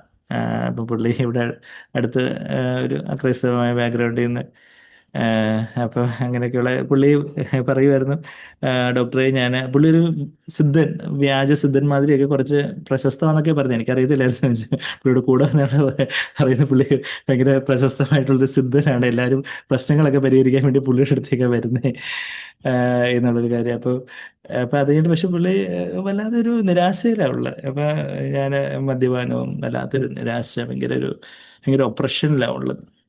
അപ്പം ഞാൻ പുള്ളിയോട് സംസാരിച്ചു. അപ്പം പുള്ളി പറയാ, ഡോക്ടറെ, എല്ലാവരും എൻ്റെ അടുത്ത് ഇതുപോലെ പ്രശ്ന പരിഹാരത്തിനായിട്ടൊക്കെ വരും. ഞാൻ ഈ ചാത്തൻ സേവയും മന്ത്രവാദവും കാര്യങ്ങളൊക്കെ നടത്തുന്നതുകൊണ്ട് എനിക്ക് അവർക്ക് പരിഹാരം അതും ഇതൊക്കെ ചെയ്തു കൊടുക്കും. പക്ഷെ എനിക്ക് മാത്രം ഒരു സമാധാനമില്ല, എനിക്ക് മാത്രം ഒരു സ്വസ്ഥത ഞാൻ അനുഭവിച്ചിട്ടില്ല. ഞാൻ ഇങ്ങനെ ആയിപ്പോയി. അവരുടെ കുടുംബമായിട്ട് അങ്ങനെ പാരമ്പര്യമായിട്ട് കുറേ ഇതായിട്ട് ഇങ്ങനെ അതിൻ്റെയൊക്കെ ഓരോ പുസ്തകങ്ങളൊക്കെ നമുക്ക് പഠിച്ചു, അതും ഇതൊക്കെയാണ് പുള്ളി ഇങ്ങനെയൊക്കെ ചെയ്യുന്നത്. അപ്പൊ ഞാൻ പിന്നെ അത് കഴിഞ്ഞിട്ട് ഞാൻ പിന്നെ ഇതിന്റെ ഡേഞ്ചറിനെ കുറിച്ചൊക്കെ ഒന്ന് പറയും. യുനോ എനിക്ക് പറ്റുന്ന പോലെ ആ ഒരു പുള്ളിയുടെ ഒരു റിസപ്റ്റീവ്നെസ് അനുസരിച്ച് കാര്യങ്ങളൊക്കെ പറയുകയൊക്കെ ചെയ്ത് പുള്ളി സന്തോഷത്തോടെ മരുന്നൊക്കെ കൊടുത്ത് പുള്ളി സന്തോഷത്തോടെ തിരിച്ചു പോവുകയൊക്കെ ചെയ്തു. ഇങ്ങനെ അപ്പം അങ്ങനെയുള്ള പുള്ളി തന്നെ പറഞ്ഞു, ചാത്തൻ സേവ എന്ന് പറഞ്ഞാൽ നിങ്ങളൊക്കെ ക്രിസ്തീയത്തിൽ സാത്താൻ എന്ന് പറയുന്ന ആള് തന്നെ എന്നൊക്കെ പുള്ളി പച്ചയായിട്ട് പറയുമായിരുന്നു. പുള്ളി ഇങ്ങനെ ഈ ഒഴിപ്പിക്കുന്നതും അങ്ങനെയൊക്കെയുള്ള ഓരോ കാര്യങ്ങൾ ഏതാണ്ടൊക്കെ ഉള്ള കാര്യങ്ങൾ ഇപ്പോൾ എന്നാ യുനോ അത് കഴിഞ്ഞിട്ട് അവരുടെ ജീവിതത്തിൽ ഉണ്ടാവുന്ന ഓരോ ദുരന്തങ്ങളും ഓപ്പറേഷൻസും കാര്യങ്ങളൊക്കെ സാത്താനെ കൊല്ലാനും അറുപ്പാനും മുടിപ്പാനും ഒക്കെയാണ് വരുന്നതെന്ന് വചനത്തിൽ എഴുതി വെച്ചേക്കുന്നത് വളരെ യാഥാർത്ഥ്യമായിട്ടുള്ള കാര്യങ്ങളാണ്. നമ്മളുടെ ചുറ്റുമൊക്കെ എന്തെല്ലാം കാര്യങ്ങളൊക്കെ നടക്കുന്നത്. അപ്പം ഇങ്ങനെയൊക്കെയുള്ള ക്ഷുദ്രം പ്രവൃത്തിയും കാര്യങ്ങളൊക്കെ അതൊക്കെ ദൈവത്തിന് വലിയ ശാപവും ശിക്ഷാവിധിയും, സാത്താൻ തന്നെ അവരെ ഒരുപാട് രീതിയിൽ വിട്ടുപോകാൻ സമ്മതിക്കാത്ത രീതിയിലുള്ള പല ബന്ധനങ്ങളിലുമൊക്കെ കുടുക്കി വെച്ചിരിക്കുന്ന കാര്യങ്ങളൊക്കെ നമ്മൾ കാണുന്നത്. അപ്പൊ അതൊക്കെ ആലോചിക്കുമ്പോൾ നമ്മളൊക്കെ എത്ര ഭാഗ്യവാന്മാരോ ദൈവമേ, കർത്താവ് എത്ര വലിയൊരു വിടുതല, എത്ര വലിയൊരു രക്ഷയാണ് നമുക്ക് ദൈവം തന്നിരിക്കുന്നതെന്നുള്ളത് ശരിക്കും കർത്താവിനെ എത്ര ശ്രദ്ധിച്ചാലും മതിവരാത്ത കാര്യം. നമ്മൾ ഇപ്പൊ കണ്ണില്ലാത്തപ്പോഴേ കണ്ണിന് വില അറിയത്തുള്ളൂ പറഞ്ഞതില്ലേ, യഥാർത്ഥത്തിലുള്ള ഒരു ഹൃദയത്തിലൊരു സമാധാനവും സന്തോഷവും ആ ഒരു സമാധാനത്തോടുള്ള ഒരു ഉറക്കവും ഒക്കെ നമുക്ക് ദൈവം തരുന്നു എന്നുണ്ടെങ്കിൽ അത് എത്ര വലിയൊരു ഭാഗ്യമാണ്. അതൊന്നും ഇല്ലാത്ത എത്രയോ പേര് നമ്മുടെ ചുറ്റുമുണ്ട്. എന്തെല്ലാം പ്രശ്നങ്ങളിലും എന്തെല്ലാം ദുരന്തങ്ങളിലും ഒക്കെ നമ്മൾ പലപ്പോഴും ഈ ടേക്ക് എവറിത്തിങ് ഫോർ ഗ്രാൻഡഡ്. അതൊക്കെ എല്ലാവർക്കും ഉള്ളതല്ലേ എന്നുള്ള രീതിയിൽ എന്തെല്ലാം ചതിക്കുഴികളിലും ദുരന്തങ്ങളിലും ഒക്കെ പെട്ട ആൾക്കാർ നമ്മുടെ എല്ലാം ചുറ്റും ഉണ്ടെന്നുള്ള കാര്യങ്ങൾ. അപ്പൊ അങ്ങനെ ക്ഷുദ്രക്കാരും ബിംബാരാധികളും എന്നവർക്കും ഒക്കെ ഭോഷ്ക്ക് പറയുന്ന ഏവർക്കും അവരുടെ ഓഹരിയൊക്കെ തീയും ഗന്ധവും കത്തുന്ന പൊയ്കയിലായിരിക്കും. അത് രണ്ടാമത്തെ മരണം. അത് കഴിഞ്ഞിട്ട് ഒരു ദൂതൻ യോഹന്നാനെ കാന്തയെ കാണിച്ചു കൊടുക്കുന്നു, കർത്താവിന്റെ കാന്തയെ കാണിച്ചു കൊടുക്കുന്നു. ഇത് ക്രിസ്തുവിന്റെ കാന്തയായിരുന്നു മഹദിയാം ബാബിലോൺ. അവൾ എവിടെ ഇരുന്നത് എന്നുള്ള കാര്യമൊക്കെ നമ്മൾ കണ്ടു. 7 മലമുകളുടെ പുറത്ത് വലിയ മഹതിയായിട്ടിരുന്നു. എന്നാൽ ഇവിടെ ഒരു വൻമലയിലേക്ക് ഇറങ്ങി വരുന്ന ഒരു കാന്ത, അതാണ് നമ്മുടെ ഇവിടെ 9-10 വാക്യങ്ങളിൽ, വെളിപാട് 21-ന്റെ 9-ാമത്തെ വാക്യത്തിൽ ആ ദൂതനെ കുറിച്ച് പറയുന്നത്, അന്ത്യബാധ 7 നിറഞ്ഞ് 7 കലശം ഉണ്ടായിരുന്ന 7 ദൂതന്മാരിൽ ഒരുത്തൻ. അത് നമ്മൾ വെളിപാട് 8-ാം അധ്യായം 16-ാം അധ്യായം ഒക്കെ കഴിഞ്ഞ ആഴ്ച ഞാൻ നമ്മളന്ന് നോക്കിയായിരുന്നു. അത് ഓരോ ബാധയും ഓരോ ദൂതന്മാരാ ഓരോ കലശവും ഒക്കെ ഒഴിക്കുന്നതെന്നുള്ള കാര്യം. അതിൽ ഒരു കലശം ഒഴിച്ച് ഒരു ദൂതൻ, ആ ഒരു ദൂതൻ എന്ത് ചെയ്തു, യോഹന്നാനോട് പറയുക, വരിക, കുഞ്ഞാടിന്റെ കാന്തയായ മണവാട്ടിയെ കാണിച്ചു തരാം. ഒരു കുഞ്ഞാടിന്റെ കാന്തയായിട്ടുള്ള മണവാട്ടി, ഓഫ് കോഴ്സ് യോഹന്നാൻ, ഇത് ആത്മാവിൽ നടക്കുന്ന ഒരു സംഭവം. അപ്പൊ യോഹന്നാനും ഓഫ് കോഴ്സ് ഈ കാന്തയുടെ ഭാഗം തന്നെയാണ്. എന്തെങ്കിലും യോഹന്നാനും പ്രവചനാത്മാവില് ഈ കാന്തയെ ആ ഒരു ആത്മീയമായിട്ടുള്ളൊരു പ്രതീകാത്മകമായിട്ടൊരു ഭാഷയില്ല അത്. അപ്പോൾ നമ്മളവിടെ കാന്ത ഏത് രീതിയിലായിരിക്കും ഇത് ആത്മീയ ഭാഷയിൽ പറഞ്ഞിരിക്കുന്നത് നമുക്ക് മനസ്സിലാവുന്ന, മണവാളനായ കർത്താവിന് മണവാട്ടിയായിട്ടുള്ള കാന്ത നമുക്ക് മനസ്സിലാവുന്ന ഭൗമികമായിട്ടുള്ള ഒരു ഭാഷയിൽ ആത്മീയമായിട്ടുള്ള സത്യങ്ങൾ പ്രതീകാത്മകം എന്ന് പറയാൻ സിംബോളിക് ലാംഗ്വേജിൽ അത് എഴുതി വെച്ചിരിക്കും. അതിന്റെ യാഥാർത്ഥ്യം അത് എത്ര മഹത്വകരമായിട്ടുള്ള കാര്യമായിരിക്കും അന്ന് നിത്യതയിലായിരിക്കും നമുക്ക് മനസ്സിലാവുന്നത്. അപ്പം അവൻ എന്നെ ആത്മവിവശതയിൽ, 10-ാമത്തെ വാക്യം, ഇവിടെ നമ്മളിപ്പോൾ ഉള്ള വെളിപാട് 21-ന്റെ 10-ാമത്തെ വാക്യം. അവനെ ആത്മവിവശതയിൽ അല്ലെങ്കിൽ ആത്മാവിൽ എന്നുള്ളതാണ് കുറച്ചുകൂടെ, ആത്മാവിന് അധീനതയിൽ എന്നൊക്കെ എഴുതിയാലും കുറച്ചുകൂടെ ക്ലിയർ ആയിരിക്കും തോന്നുന്നു. വിവശത എന്നുള്ള വാക്ക് അത്ര അങ്ങ് ആക്യുറേറ്റ് അല്ല. അത് വിവശത എന്ന് പറയുമ്പോൾ എന്തോ അവശത മാതിരി എന്നുള്ളൊരു തോന്നൽ പലപ്പോഴും വായിക്കുന്നവർക്ക് പലപ്പോഴും ഉണ്ടാവാറുണ്ട്. എന്ന് ന്യൂമ എന്ന് പറഞ്ഞാൽ സ്പിരിറ്റ്, ന്യൂമോണിയ എന്നൊക്കെ നമ്മൾ കേട്ടിട്ടുണ്ടായിരിക്കും. ശ്വാസകോശ സംബന്ധമായിട്ടുള്ള അസുഖമാണ് ന്യൂമോണിയ. അപ്പൊ ന്യൂമ എന്ന് പറഞ്ഞാൽ ശ്വാസം, ആത്മാവ്, കാറ്റ് എന്നുള്ള അർത്ഥമൊക്കെ ഈ ന്യൂമ എന്നുള്ള വാക്കിനുണ്ട്. അപ്പം ഗ്രീക്കില് സ്പിരിറ്റ് എന്നുള്ള വാക്ക് ന്യൂമ. അപ്പൊ എന്ന് പറഞ്ഞാൽ ഇൻസൈഡ്, ന്യൂമ, ആത്മാവിൽ അവൻ എന്നെ ആത്മാവിൽ ഉയർന്ന ഒരു വൻമലയിൽ കൊണ്ടുപോയി. ആ വൻമലയിലേക്ക് ആരെ ഇറങ്ങി വരുന്നത്? യെരുശലേം എന്ന വിശുദ്ധ നഗരം, ഹോളി സിറ്റി. നമ്മൾ ഈ അന്തിമവിജയം, സാക്ഷ്യനമ്പുരാൻ അന്തിമവിജയം പുസ്തകത്തിൽ തന്നെ നമ്മൾ വീണ്ടും വീണ്ടും വായിച്ചൊരു കാര്യം ഉണ്ടായിരുന്നു. എന്താ? യെരുശലേമിനെ കുറിച്ച് പറയുമ്പോൾ വിശുദ്ധ നഗരം, ഹോളി സിറ്റി. ബാബിലോണിനെ കുറിച്ച് പറയുമ്പോഴോ ഗ്രേറ്റ് സിറ്റി. അവിടെ ഒരു ബാബിലോൺ ഗ്രേറ്റ് സിറ്റി എന്ന് പറയുന്നുണ്ട്. അതിന്റെ ആ 18-ാം അധ്യായത്തിന് 18-ലെ മഹാനഗരത്തോട് തുല്യമായ നഗരം. What city is like the great city. അപ്പൊ ഗ്രേറ്റ് മഹതിയാം ബാബിലോൺ, ബാബിലോൺ ദ ഗ്രേറ്റ് എന്നാണ്. ആ ഒരു ലോകത്തിന്റെ കണ്ണിൽ ഭയങ്കര മഹത്വകരമാണ്. വലിയ അത്യാഡംബരപൂർണമായിട്ടുള്ള വലിയ സൗധങ്ങളുടെ മാതിരിയുള്ള അമ്പരചുംബികളായിട്ടുള്ള പള്ളികളും പല പല തരത്തിലുള്ള പല കാര്യങ്ങളും ഇതൊക്കെയുള്ള ഭയങ്കര അത്യാഡംബരവും അതുപോലൊക്കെയുള്ള പല ബാബിലോൺ ദ ഗ്രേറ്റ് എന്നൊക്കെ വീണ്ടും വീണ്ടും നമ്മളെ ഈ അവസാനത്തെ പുസ്തകമായിട്ടുള്ള ബൈബിളിൽ നമ്മൾ വായിക്കുമ്പോൾ ഈവൻ ഗ്രേറ്റ് സിറ്റിയാണ് ഈ ബാബിലോൺ എന്ന് 17-ാമത്തെ വാക്യം, വെളിപാട് 17-18 കണ്ടില്ലേ? ഭൂരാജാക്കന്മാരുടെ മേൽ രാജ്യത്തുള്ള മഹാനഗരം തന്നെ, അത് റോം എന്നുള്ള നഗരമാണ്. ആ റോം എന്നുള്ള നഗരത്തിൽ ആയിട്ടുള്ള അതിൻ്റെ കേന്ദ്രമായിട്ടുള്ള റോമൻ കത്തോലിക്ക സഭ എന്ന റോമൻ കത്തോലിക്ക സഭ മാത്രമല്ല, ഈ വേശിയായ ബാബിലോണിന്റെ പുത്രിമാരായിട്ടുള്ള അനേകം പുത്രിമാരെ കുറിച്ച് നമ്മൾ അതിന്റെ 5-ാമത്തെ വാക്യത്തിൽ, ഇത് അമ്മയാണെങ്കിൽ വേറെ വേശ്യമാരുടെയും മ്ലേച്ഛതകളുടെയും മാതാവ്. അപ്പം ഒത്തിരി വേശ്യാപുത്രിമാരുണ്ട്. ആ വേശ്യാപുത്രിമാരെന്ന് പറയുമ്പോൾ ആദ്യം കത്തോലിക്ക സഭയിൽ നിന്ന് വേർപെട്ട് വന്ന ഒത്തിരി പ്രൊട്ടസ്റ്റന്റ് സഭകളും എല്ലാം, ഏതൊക്കെ സഭ, നമ്മൾ ആരെയും കല്ലെറിയാനല്ല, മറിച്ച് ദൈവത്തിന്റെ വചനത്തിൽ യാക്കോബ് 4:4 വ്യഭിചാരണികളായുള്ളവരെ, ലോകത്തോടുള്ള ചങ്ങാത്തം, ദൈവത്തോട് ശത്രുത്വം അത്രയും നമ്മൾ വായിക്കുന്നു. അഡൽട്രസസ് എന്ന് പറയുമ്പോൾ അതാണ് അഡൽട്രി. ആത്മീയ വ്യഭിചാരം എന്ന് പറഞ്ഞാൽ ഇന്ന് ഏതൊക്കെ സഭ സഭ എന്ന് പറയുമ്പോൾ ആ സഭയിലെ പെരിഫറിയിൽ ഇരിക്കുന്ന ആരെങ്കിലും, അതിന്റെ ഔട്ടർ സർക്കിളിലെ ഏറ്റവും അറ്റത്തിരിക്കുന്ന ആരെങ്കിലും കുറിച്ചല്ല, സഭയുടെ നേതൃത്വം. ഒരു സഭ എങ്ങോട്ട് പോകുന്നു എന്നുള്ളത് അതിന്റെ നേതൃത്വത്തെ ആശ്രയിച്ചിരിക്കും. ഇപ്പോൾ നമ്മളൊരു KSRTC ബസ്സിൽ കയറുവാണെങ്കിൽ അതിന്റെ ഡ്രൈവറും കണ്ടക്ടറും തീരുമാനിക്കും ഈ ബസ് പാലക്കാട്ടേക്ക് പോകണോ തിരുവനന്തപുരത്തേക്ക് പോകണോ എന്നുള്ള കാര്യം. അപ്പൊ അത് അവർ ഏത് ബോർഡ് വെക്കുന്നു അതനുസരിച്ച് അവർ അതിനകത്തിരിക്കുന്ന ആൾക്ക് ചിലപ്പോൾ ഒരു വിരുദ്ധാഭിപ്രായം കാണുമായിരിക്കും. പുള്ളി അങ്ങനെ ഉണ്ടെങ്കിൽ പുള്ളി വേറെ ബസ്സിനകത്തോട്ട് കയറി ഇരിക്കണം എന്നുള്ളതാണ് യുക്തിപരമായിട്ടുള്ള കാര്യം. പക്ഷെ എനിക്ക് തിരുവനന്തപുരത്തേക്ക് പോയേ പറ്റത്തുള്ളൂ എന്ന് പറഞ്ഞൊരു പാലക്കാട് ബസ്സിൽ കയറി ഇരുന്നാൽ പുള്ളി അവിടെ ഇരുന്ന് അഭിപ്രായം പറഞ്ഞുകൊണ്ടിരിക്കത്തുള്ളൂ. കുറച്ച് കഴിയുമ്പോൾ അവർ തന്നെ അടുത്ത സ്റ്റോപ്പിൽ പറഞ്ഞ് ഇറക്കി വിടുകയും ചെയ്യും. എങ്ങനെങ്കിലും എന്ന് പറയുന്നത് പോലെ ഒരു സഭ എന്ന് പറയുമ്പോൾ അതിന്റെ സഭാ നേതൃത്വം ആണ് ആ സഭ ഏത് ഡയറക്ഷനിലോട്ട്, ലോകത്തിന്റെ ഡയറക്ഷനിലോട്ട് പോകുമോ ദൈവത്തിന്റെ ഡയറക്ഷനിലോട്ട് പോകുമോ എന്ന് തീരുമാനിക്കുന്നത്. അപ്പം അതുകൊണ്ട് ഈ വെളിപാട് 2-3 അധ്യായങ്ങളിൽ സഭകൾക്കുള്ള എല്ലാ ദൂതന്മാർക്ക് ആ സഭയിൽ പ്രധാന ഉത്തരവാദിത്തമുള്ള ഒരു സഹോദരന്റെ ആ സഹോദരൻ എഴുതുക, പ്രധാന ഉത്തരവാദിത്തമുള്ള ദൂതൻ എഴുതുക. മാലാഖയ്ക്കല്ല, ഏഞ്ചൽ എന്നുള്ള വാക്ക്, ആംഗലാസ് എന്നുള്ള വാക്ക് ദൂതൻ എന്ന് പറഞ്ഞാൽ കർത്താവിന്റെ ദൂത് പ്രധാനമായിട്ടും പറയുന്ന ഒരു ഏതൊരു സഭയിലും ദൈവം ആക്കി വെച്ചിരിക്കുന്ന മെയിൻ ആയിട്ടുള്ള ഒരാളിനെ of course plurality of elders ഉണ്ട്, ഒന്ന് കൂടുതൽ മൂപ്പന്മാരുണ്ട് എന്ന് വചനത്തിന് ഉത്തരവാദിത്തമുള്ള ഒരു സഹോദരന് എഴുതുക എന്ന് പറഞ്ഞപ്പോൾ ആ എൽഡേഴ്സ് ആ സഭയുടെ മൂപ്പന്മാരുടെ അവരുടെ ലൈഫ് ഏത് ഡയറക്ഷനിൽ പോകുന്നു ആ ഡയറക്ഷനായിരിക്കും സഭയും പോകുന്നത്. അപ്പം എന്താ ഇപ്പം പെരിഫറിയിൽ ഇരിക്കുന്ന ആൾക്കാരുടെ അഭിപ്രായമല്ല, മറിച്ച് ആ സഭാ നേതൃത്വം, ഏതെല്ലാം സഭയുടെ നേതൃത്വം ലോകത്തിന് പിന്നാലെ പോകുന്നു. ലോകത്തിന് പിന്നാലെ എന്ന് പറഞ്ഞാൽ ലോകത്തിന് പിന്നാലെ ഞങ്ങളെ ലോകത്തിന് പിന്നാലെ ഒന്നും പോകുന്നില്ല. പക്ഷെ പണം, മനുഷ്യമാനം, ജഡിക സുഖങ്ങൾ, അത് 3 കാര്യങ്ങളാണ് നമ്മൾ 1 യോഹന്നാൻ 2:16 നമ്മൾ വായിക്കുന്നത്. എന്താ, lust of the eyes, lust of the flesh and pride of life. കൺമോഹം, കൺമോഹം എന്ന് പറഞ്ഞാൽ പണം, കൺമോഹം എന്ന് വെച്ചാൽ കണ്ണ് വെച്ച് കാണാൻ പറ്റുന്ന കാര്യങ്ങളെല്ലാം വേണം എന്നുള്ളത്. അതാ പണവും പണം കൊണ്ട് വാങ്ങാൻ പറ്റുന്ന കാര്യങ്ങൾ, പണം. പിന്നെ കൺമോഹം, ജഡമോഹം. ജഡമോഹം എന്ന് പറഞ്ഞാൽ ലസ്റ്റ് ഓഫ് ദ ഫ്ലഷ്, അതാണ് ജഡിക സുഖങ്ങൾ. പിന്നെ പ്രൈഡ് ഓഫ് ലൈഫ്, മനുഷ്യമാനം. MHP നമ്മൾ സാധാരണ പറയുന്നത് മണി, owner, pleasures.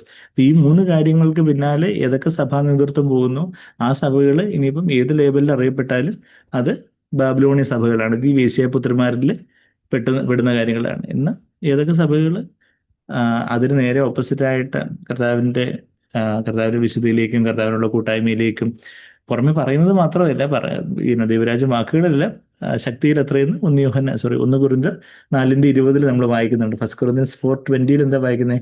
The kingdom of God is not in words but in power. എന്തെങ്കിലുമൊക്കെ വാക്കുകൾ വലിയ വലിയ വിശുദ്ധിയെക്കുറിച്ചൊക്കെ ചിലപ്പോൾ പ്രസംഗിക്കുന്ന കാര്യങ്ങളും അല്ല, എന്നാൽ ജീവിതത്തിൽ, ശക്തിയിൽ, അങ്ങനെ ആ ഒരു ദൈവവചന പ്രകാരം മുമ്പോട്ട് ആരും പൂർണ്ണരാന്നല്ല, എന്നാൽ എന്തെല്ലാം കുറവുകളുണ്ടെങ്കിലും കർത്താവിൻ്റെ മുമ്പാകെ ആത്മാവിന്റെ ദരിദ്രത്തോടെ കർത്താവിന്റെ പൂർണ്ണതയിലേക്ക് ആയുന്ന ഒരു സഭാ നേതൃത്വം ഉണ്ടെങ്കിൽ അതാണ് യെരുശലേം. അപ്പൊ എന്നാൽ നമുക്ക് ഏറ്റവും വിശുദ്ധമായിട്ടുള്ള, ഏറ്റവും ഹോൾഹാർട്ടുള്ള സഭയിൽ ആയിരുന്നിട്ട്, അതിന് അംഗമായിരുന്നിട്ടോ, അതിന്റെ ഏതൊരു നിലയിലായിരുന്നിട്ടോ, നമുക്ക് നമ്മളുടെ ഉള്ളിലെ ഒരു ബാബിലോണിയ സ്പിരിറ്റോടുകൂടി നമുക്ക് ആയിരിക്കാൻ ഒക്കും എന്നുള്ളൊരു കാര്യമുണ്ട്. നമ്മൾ ഇന്ന സഭയിലാണ്, അതുകൊണ്ട് പിന്നെ ഞങ്ങളെല്ലാം കൂടെ അങ്ങ് യെരുശലേമിലേക്ക് അങ്ങ് പോയിക്കോളൂ എന്ന് പറഞ്ഞ കാര്യം ഇത്ര എളുപ്പമായിരുന്നു. എന്നാൽ അങ്ങനെ ആയിരിക്കത്തില്ല ഒരിക്കലും. പക്ഷേ ഈ ബാബിലോണിയ സഭകളിൽ തന്നെ യെരുശലേമിന്റെ ആത്മാവോടെ കർത്താവിനെ സ്നേഹിക്കുന്നവരെന്നാൽ അവർക്ക് വേറെ വെളിച്ചമില്ലാത്തതുകൊണ്ടോ വേറെ സാഹചര്യങ്ങളോ ഉണ്ടോ അവരുടെ അറിവില്ലായ്മ കൊണ്ടോ ഒക്കെ അതിൽ പെട്ടുപോകുന്ന ആൾക്കാർ കാണുമായിരിക്കും. എന്നാൽ അവർ യെരുശലേമിന്റെ ആ ഒരു ആത്മാവോടെ കർത്താവിനെ സ്നേഹിക്കുന്നവരായിരിക്കും. എന്നാൽ യെരുശലേമിന്റെ ആത്മാവിൽ പണിയപ്പെടുന്ന സഭകളായിരിക്കാം, എന്നാൽ അതിൽ തന്നെ യുനോ കർത്താവിന്റെ സഭ, കർത്താവിന്റെ 12 പേരടങ്ങുന്ന ശിഷ്യന്മാരുടെ സഭയിൽ തന്നെ ഒരു യൂദാസ് ഇസ്കരിയോത്തി ഉണ്ടായിരുന്നെന്ന് പറഞ്ഞതുപോലെ ആ ഒരു ലോകത്തിന്റെ ആത്മാവിനാൽ കളങ്കപ്പെട്ട് അങ്ങനെ പോകുന്ന നമ്മളിത് വേറെ ആരും കല്ലെറിയാനില്ല, നമ്മളെ തന്നെ ദൈവമുമ്പാകെ വിധിക്കാനായിട്ട്. കർത്താവ്, ഞാനൊരു കാന്തയായിട്ട് ഈ ഒരു ഉയർന്ന ഒരു വന്മലയിലേക്ക് ഇറങ്ങുന്ന ദൈവതേജസ്സുള്ളവളായിട്ടുള്ള ഒരു കാന്തയായിട്ട് ഞാൻ ഇന്ന് ഒരുങ്ങപ്പെടുകയാണോ?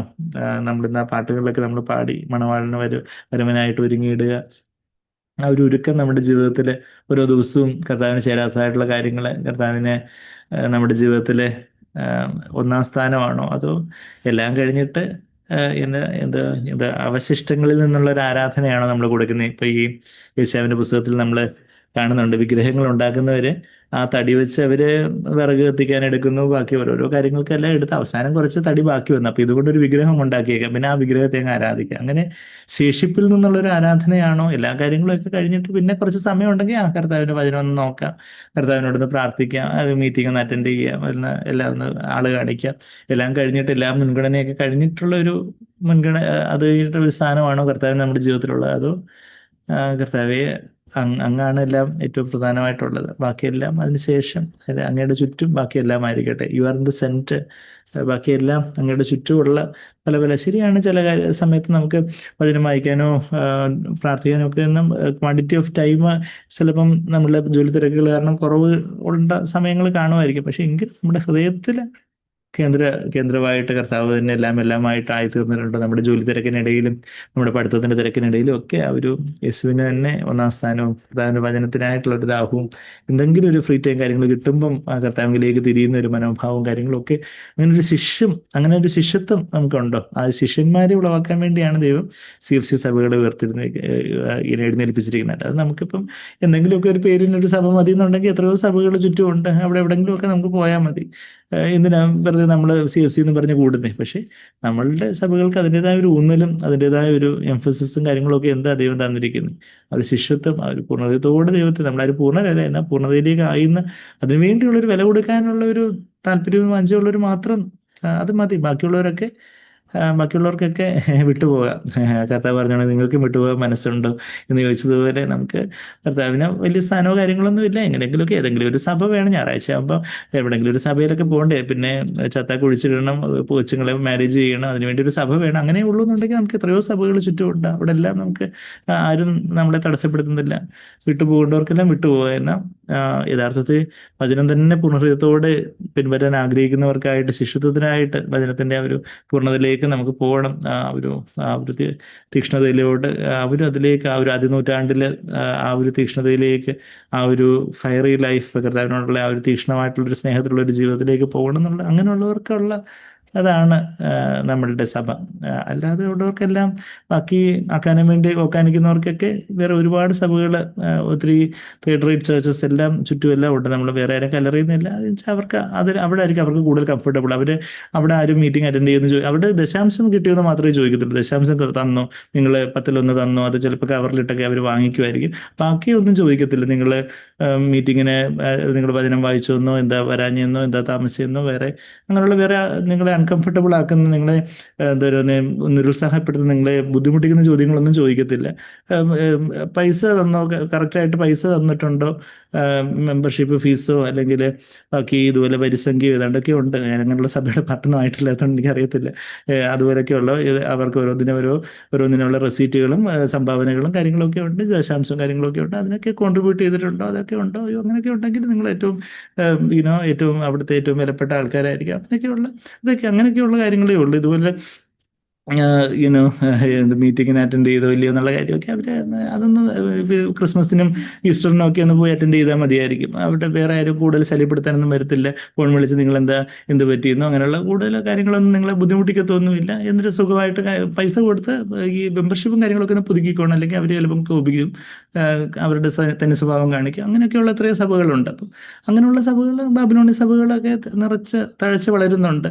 അപ്പോൾ അങ്ങനെയുള്ളവർക്കെല്ലാം അങ്ങനെ പോകാം. പക്ഷേ യഥാർത്ഥത്തിൽ നമ്മുടെ സഭയിൽ പിന്നെ മെമ്പർഷിപ്പ് ഫീസോ അല്ലെങ്കിൽ ദശാംശമോ കാര്യങ്ങളോ ഒന്നും, അങ്ങനെയുള്ള പൈസയുടെ കാര്യങ്ങളൊന്നും ഇല്ല. എന്ന് നമ്മെ തന്നെ കർത്താവിനായിട്ട് കൊടുക്കുന്നു നമ്മൾ. അതിനായിട്ട് അങ്ങനെയുള്ളൊരു വില്ലിങ്നെസ് ഉള്ളവർക്ക് മാത്രമേ നമ്മളുടെ സഭയായിട്ട് ചേർത്ത് പണിയപ്പെടാനൊക്കെയുള്ളൂ. അല്ലെങ്കിൽ നമ്മൾ 10 വർഷമായിട്ടോ 20 വർഷമായിട്ടോ സഭയിലിരുന്നാലും നമ്മുടെ സഭയുടെ ശരീരത്തിൻ്റെ ഭാഗമായിട്ട് നമ്മൾ തീരത്തില്ല. നമ്മളിങ്ങനെ പെരിഫറിയിൽ നമ്മൾ എല്ലാ കാര്യങ്ങളൊക്കെ ചെയ്യും. പക്ഷെ നമ്മൾ യഥാർത്ഥത്തിൽ ദൈവത്തിൻ്റെ ആത്മാവിൽ ദൈവം രൂപപ്പെടുത്തുന്ന ഒരു സഭയാകുന്ന ശരീരത്തിൻ്റെ ഭാഗമായിട്ട് തീരാതെ നമ്മളിങ്ങനെ ഒരു ലോണറായിട്ട് അങ്ങനെ ആയിത്തീർന്ന ഒരു അവസ്ഥയിലോട്ട് പോകും. അപ്പോൾ അത് നമ്മളിവിടെ വായിക്കുന്ന 11-ാമത്തെ വാക്യത്തിൽ അനന്തരം സ്വർഗം തുറന്നിരിക്കുന്നത് ഞാൻ കണ്ടു. എവിടെ നമ്മളിപ്പോൾ ഉള്ള വെളിപ്പാട് പുസ്തകം 21-ാം അധ്യായത്തിൻ്റെ 11-ാമത്തെ വാക്യം. അനന്തരം and I so the heaven open. ആ ഒരു സ്വർഗം തന്നെ തുറന്ന്, ഓപ്പൺ ഹെവൻ, അത് എത്ര വലിയൊരു ഗ്ലോറിയസ് ആയിട്ടുള്ളൊരു സൈറ്റ് ആയിരിക്കും. ഇപ്പം അതായത് വെഡിങ് നടക്കുമ്പം ബ്രൈഡ് വന്ന കാറിൽ നിന്ന് ബ്രൈഡ് ഇറങ്ങി വരുന്നെന്ന് പറഞ്ഞതുപോലെ ഇവിടെ സ്വർഗം തുറന്ന് ഇവിടെ ഒരു ബ്രൈഡ് ഇറങ്ങി വരുവാണ്, ഇവിടെ മണവാട്ടി ഇറങ്ങി വരുവാണ്. സ്വർഗം തുറന്നിരിക്കുന്നത് ഞാൻ കണ്ടു. ഞാൻ 21-ാമത്തെ വാക്യമാണ് ഞാൻ വായിക്കുന്നത്. 21-ാം അധ്യായത്തിന് 10-ാമത്തെ വാക്യമാണ് ഞാൻ വായിക്കുന്നത്. അവൻ എന്നെ ആത്മവ്യവസ്ഥതയിൽ ഉയർന്നൊരു വൻമലയിൽ കൊണ്ടുപോയി യെരുശലേം എന്ന വിശുദ്ധ സ്വർഗത്തിൽ നിന്ന്, ആ സ്വർഗം തുറന്ന് യെരുശലേം എന്ന വിശുദ്ധ നഗരം ദൈവസന്നിധിയിൽ നിന്ന് തന്നെ, ഇത് ഈ മണവാട്ടി എവിടെയാണ് പ്രിപ്പയർഡ് ആവുന്നതെന്ന് വെച്ചാൽ മോസ്റ്റ് ഹോളി പ്ലേസ്, ദൈവസന്നിധി, അത് അതിവിശുദ്ധ സ്ഥലം. അവിടെയാണ് അവളുടെ ബ്യൂട്ടി പാർലർ. അല്ലാതെ ലോകത്തിന്റെ ബ്യൂട്ടി പാർലർ അല്ല, മറിച്ച് ദൈവസന്നിധിയിലാണ് അവളുടെ ബ്യൂട്ടി പാർലർ. അവളുടെ ബ്യൂട്ടിഫിക്കേഷൻ പ്രോസസ്സെല്ലാം അവിടെ നടക്കുന്നത്. അവളുടെ കറയും ചുളുക്കും എല്ലാം നീക്കപ്പെടുന്നതൊക്കെ ആ ഒരു വചനമാകുന്ന ജലം വെച്ച് അവിടെ പരിശുദ്ധാത്മാവ് ഒരുക്കുന്ന ഒരു ബ്യൂട്ടി പാർലറുണ്ട്. ദൈവസന്നിധിയിൽ നിന്ന് തന്നെ അവളുടെ ഫേഷ്യൽ എന്താണെന്ന് ചോദിച്ചാൽ ദൈവതേജസ്സാണ്. അവർ ഈ ബ്യൂട്ടി പാർലർ അവരെന്ത് ഫേഷ്യൽ ചെയ്യുന്ന ഏതാണ്ടൊക്കെ കുറേ ക്രീമോ ഏതാണ്ടൊക്കെ കുറേ തേച്ച് പിടിപ്പിച്ച് ഏതാണ്ടൊക്കെ ചെയ്തെന്ന് പറഞ്ഞതുപോലെ ഇവിടെ യഥാർത്ഥത്തിൽ ദൈവതേജസ് കൊണ്ട് തിളങ്ങുന്ന ഒരു കാന്ത. അതാ having the glory of God, ദൈവത്തിൻ്റെ അതേ തേജസ്. ഇന്ന് ആ തേജസ്, കർത്താവിൻ്റെ ജീവൻ, പരിശുദ്ധാത്മാവ് നമ്മളെ രക്ഷിക്കപ്പെടുമ്പോൾ നമുക്കൊരു കണിക, അതിൻ്റെ ഒരു ചെറിയ കണിക നമുക്ക് ലഭിച്ചു. ജീവനുണ്ടാകാനും സമൃദ്ധമായ ജീവനുണ്ടാകാനും ഞാൻ വന്നിരിക്കുന്നതെന്ന് ആരാ പറഞ്ഞേ? യേശു കർത്താവ് പറഞ്ഞ ഇവിടെ യോഹന്നാൻ 10-ന്റെ 10-ാമത്തെ വാക്യത്തിൽ നമ്മൾ വായിക്കുന്ന സമൃദ്ധമായിട്ടുള്ള കർത്താവിൻ്റെ ആ ഒരു സ്വഭാവം, കർത്താവിൻ്റെ ആ ജീവൻ, ആ തേജസ്, ആ ജീവൻ, അതാണ് അതിൻ്റെ തേജസ്. കർത്താവിൻ്റെ ആ ജീവനായിരുന്നു വെളിച്ചം എന്നൊക്കെ നമ്മൾ യോഹന്നാന്റെ സുവിശേഷം 1-ന്റെ 4-ാമത്തെ വാക്യത്തിൽ വായിക്കുന്നുണ്ട്. ആ തേജസ്, തേജസ്സിൽ നമ്മൾ വർദ്ധിച്ചു വരണം. എങ്ങനെ തേജസ്സിൽ വർദ്ധിച്ചു വരുന്നത് നമ്മൾ എപ്പോഴും പറയാറുണ്ട്. കർത്താവിൻ്റെ മരണം നമ്മൾ വഹിക്കുമ്പോഴാണ് കർത്താവിൻ്റെ ജീവൻ നമ്മളിൽ വെളിപ്പെടുന്നതെന്ന് നമ്മളെപ്പോഴും 2 കൊരിന്ത്യർ 4-ാം അധ്യായത്തിന് 10-11 വാക്യങ്ങൾ നമ്മൾ വായിക്കാറുണ്ട്. കർത്താവിൻ്റെ മരണം എന്ന് പറഞ്ഞാൽ എന്താ? യേശുവിൻ്റെ മരണം എന്ന് പറഞ്ഞാൽ ഓരോ കാര്യത്തിലും കർത്താവെ എൻ്റെ സ്വന്തം ഇഷ്ടമല്ല, എൻ്റെ സ്വന്തം ഇഷ്ടം, എൻ്റെ സ്വാഭാവികമായിട്ടുള്ള ചില ഇഷ്ടങ്ങളുണ്ട്. എന്നാൽ കർത്താവെ എൻ്റെ സ്വന്തം ഇഷ്ടം ഒന്നിലും വേണ്ട, അവിടുത്തെ ഇഷ്ടം കർത്താവെ, അവിടുത്തെ ഇഷ്ടത്തിനായിട്ട് ഞാൻ എന്നെ തന്നെ അങ്ങ് താഴ്ത്തുന്നു. അങ്ങനെ പറഞ്ഞ് നാം നമ്മെ തന്നെ അങ്ങ് ദൈവത്തിൻ്റെ വചനത്തിന് മുമ്പായിട്ട് ഏൽപ്പിക്കുമ്പം ദൈവത്തിൻ്റെ ആത്മാവ്, പരിശുദ്ധാത്മാവ്, ആ പുനരുദ്ധാനത്തിൻ്റെ ജീവൻ നമ്മളിൽ വന്ന് അധികമായിട്ട് വന്ന് നിറയും. അങ്ങനെ ദൈവതേജസ്സുള്ളവനായിട്ട്, ദൈവതേജസ്സുള്ളവളായിട്ട് ഓരോ ദിവസവും നമ്മുടെ ജീവിതത്തിലെ ദൈവതേജസ് കൂടിക്കൂടി വരും. ലഘുനേരത്തേക്ക് നൊടി നേരത്തേക്കുള്ള ലഘുവായ കഷ്ടം തേജസ്സിൻ്റെ നിത്യഘനം നമുക്ക് തരും എന്നുള്ള കാര്യമൊക്കെ നമ്മൾ 2 കൊരിന്ത്യർ 4:17 വാക്യം, 2 Corinthians 4:17 ഒക്കെ നമ്മൾ കഴിഞ്ഞ ദിവസങ്ങളിലൊക്കെ വായിച്ചായിരുന്നു. അകത്തെ മനുഷ്യൻ നാൾക്ക് നാൾ പുതുക്കം പ്രാപിക്കുക, എന്നാൽ പുറത്തെ മനുഷ്യൻ ക്ഷയിച്ചു പോകുന്നു എന്ന് എൻ്റെ തൊട്ട് മുമ്പത്തെ വാക്യത്തിൽ പറയുന്നത്. നമ്മൾ ആ 2 Corinthier 3 അവസാനം മുതൽ 4 അധ്യായം എല്ലാം ഈ ഒരു കാര്യമാണ് പറയുന്നത്. ആ ഒരു ഓരോ ദിവസവും പൗലോസിന്റെ സാക്ഷ്യം എന്താ പറയുന്നത്? അവിടെ ആ 2 Corinthier 4 ഈ ദൈവ തേജസ്സുള്ളവളായിട്ട് ഒരു ദിവസം പെട്ടെന്ന് ദൈവ തേജസ്സുള്ളവളായിട്ട് മാറിയതാണോ? ആ തേജസ്സിൽ അവൾ വളർന്നു വന്നതാ. 2 Corinthier 4 അധ്യായത്തിലേക്ക് നമ്മൾ പോവുകയാണെങ്കിൽ അതിന്റെ 17 വാക്യം ഇപ്പം ഞാൻ പറഞ്ഞ നൊടിനേരത്തേക്കുള്ള ലഘുവായ കഷ്ടത്തിന്റെ കാര്യം പറഞ്ഞ്, പിന്നെ അതിന്റെ 16 വാക്യം എന്താ നമ്മളവിടെ വായിക്കുന്നത്? അതുകൊണ്ട് ഞങ്ങൾ അധൈര്യപ്പെടാതെ 2 Corinthians 2 Corinthians 4:16 വാക്യം, 2 Corinthians 4:16 എന്താ നമ്മൾ വായിക്കുന്നത്? അതുകൊണ്ട് ഞങ്ങൾ അധൈര്യപ്പെടാതെ. ശരിയാണ്. ഇങ്ങനെ ഈ ഒരു ശിഷ്യത്വത്തിന്റെ ജീവിതത്തിലേക്ക് പോകുമ്പം ചിലപ്പോൾ നമുക്ക് ചില വീഴ്ചകളോ ചില നിരാശകളോ കാര്യങ്ങളോ ഒക്കെ വരാനുള്ളൊരു സാധ്യതയുണ്ട്. അപ്പം അധൈര്യപ്പെട്ടു പോകേണ്ട കാര്യമില്ല. We do not lose heart. അധൈര്യപ്പെടാതെ ഞങ്ങളുടെ പുറമേ ഉള്ള മനുഷ്യൻ ക്ഷയിച്ചു പോകുന്നു. പുറമേ ഉള്ള മനുഷ്യൻ എന്ന് പറയുമ്പോൾ നമ്മളുടെ സോൾ ആൻഡ് ബോഡി, അതാണ് നമ്മുടെ പുറമേ ഉള്ള മനുഷ്യൻ, ഔട്ടർ മാൻ. നമ്മളുടെ ബോഡി ക്ഷയിച്ചു പോകുന്ന കാര്യം നമുക്കറിയാം. നമ്മൾ വയസ്സ് ചെല്ലുമ്പോഴത്തേക്കും സ്കിന്ന് ചുളുങ്ങാൻ തുടങ്ങുന്നു. പിന്നെന്താ, നമുക്ക് കാഴ്ചശക്തി കുറയുന്നു, കേൾവിശക്തി കുറയുന്നു, നമ്മുടെ മുടി നരയ്ക്കുന്നു, നമുക്ക് നമ്മളുടെ മസിൽ ബൾക്കൊക്കെ ഒന്ന് കുറച്ചുകൂടെ ശോഷിക്കുന്നു, നമ്മളുടെ സ്പീഡ് കുറയുന്നു, നമ്മളുടെ പ്രോസസ്സിങ്, നമ്മൾ ചിലപ്പോൾ ഓർമ്മശക്തി കുറച്ചൊന്ന് കുറഞ്ഞേക്കാം.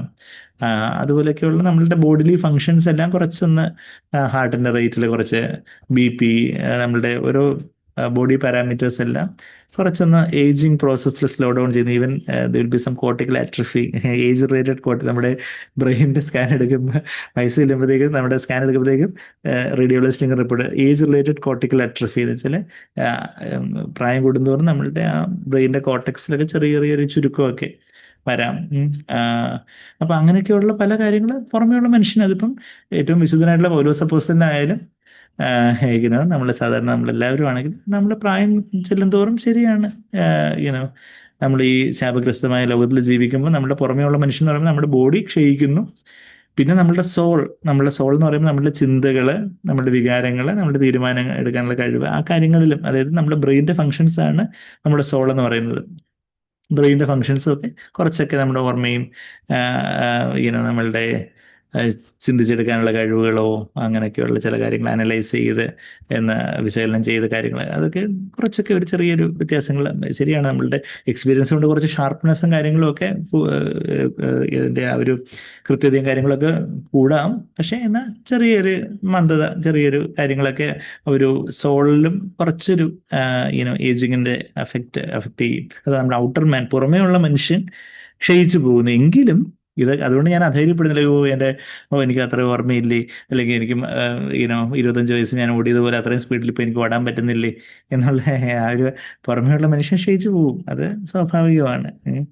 എന്നാൽ അധൈര്യപ്പെടാതെ, എന്തുകൊണ്ടാണെന്ന് ചോദിച്ചാൽ, എങ്കിലും ഞങ്ങളുടെ അകമേയുള്ളവൻ എന്ന് പറഞ്ഞാൽ നമ്മളുടെ അകത്തെ ആത്മാവ്, നമ്മളുടെ മനുഷ്യാത്മാവ് എന്ന് പറഞ്ഞാൽ നമ്മളുടെ പുതിയ മനുഷ്യൻ, നമ്മളുടെ വീണ്ടും ജനിക്കുന്നതിന് മുമ്പ് നമ്മൾ പാപത്തിൽ മരിച്ചവരായിരുന്നു. വീണ്ടും ജനിച്ചപ്പോൾ കർത്താവ് നമ്മുടെ ഹൃദയത്തിലേക്ക്, ആത്മാവിലേക്ക് വന്നപ്പോൾ നമുക്കൊരു പുതിയ ആത്മാവിനെ തന്നു, പുതിയൊരു മനുഷ്യാത്മാവിനെ, അതായത് പുതിയ ഹൃദയത്തെയും പുതിയ ആത്മാവിനെയും തരും എന്നൊക്കെ യെഹെസ്കേൽ 36:26 നമ്മൾ വായിക്കുന്നത് പോലെ, നമ്മൾ രക്ഷിക്കപ്പെട്ടപ്പോൾ നമുക്കൊരു പുതിയ മനുഷ്യാത്മാവിനെയും ദൈവാത്മാവ് എന്ന പുതിയ ആത്മാവിനെയും ദൈവം നമുക്ക് തന്നു. അപ്പോൾ അത് പുതിയ ഹൃദയത്തെയും പുതിയ ആത്മാവിനെയും തരും. അപ്പം ആ പുതിയ മനുഷ്യൻ, അല്ലെങ്കിൽ ആ പുതിയ ഹൃദയം, അല്ലെങ്കിൽ ആ അകത്തെ മനുഷ്യന് ഒരു കുഞ്ഞിനെ പോലെ ജനിച്ചതാ വീണ്ടും ജനിച്ചപ്പം.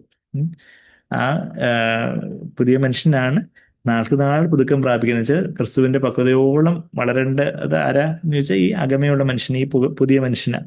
അപ്പൊ അവൻ എങ്ങനെയാ വളരുന്നതെന്ന് ചോദിച്ചാൽ നമ്മളുടെ സ്വന്തം ഇഷ്ടം. യേശുവിനെ മരണം വഹിക്കുമ്പോഴാണ് അതിന്റെ 10-ാമത്തെയും 11-ാമത്തെയും വാക്യം. നമ്മളിപ്പോ എവിടെ ഉള്ളത്? 2 Corinthians 4 10-11 വാക്യത്തിൽ എന്താ?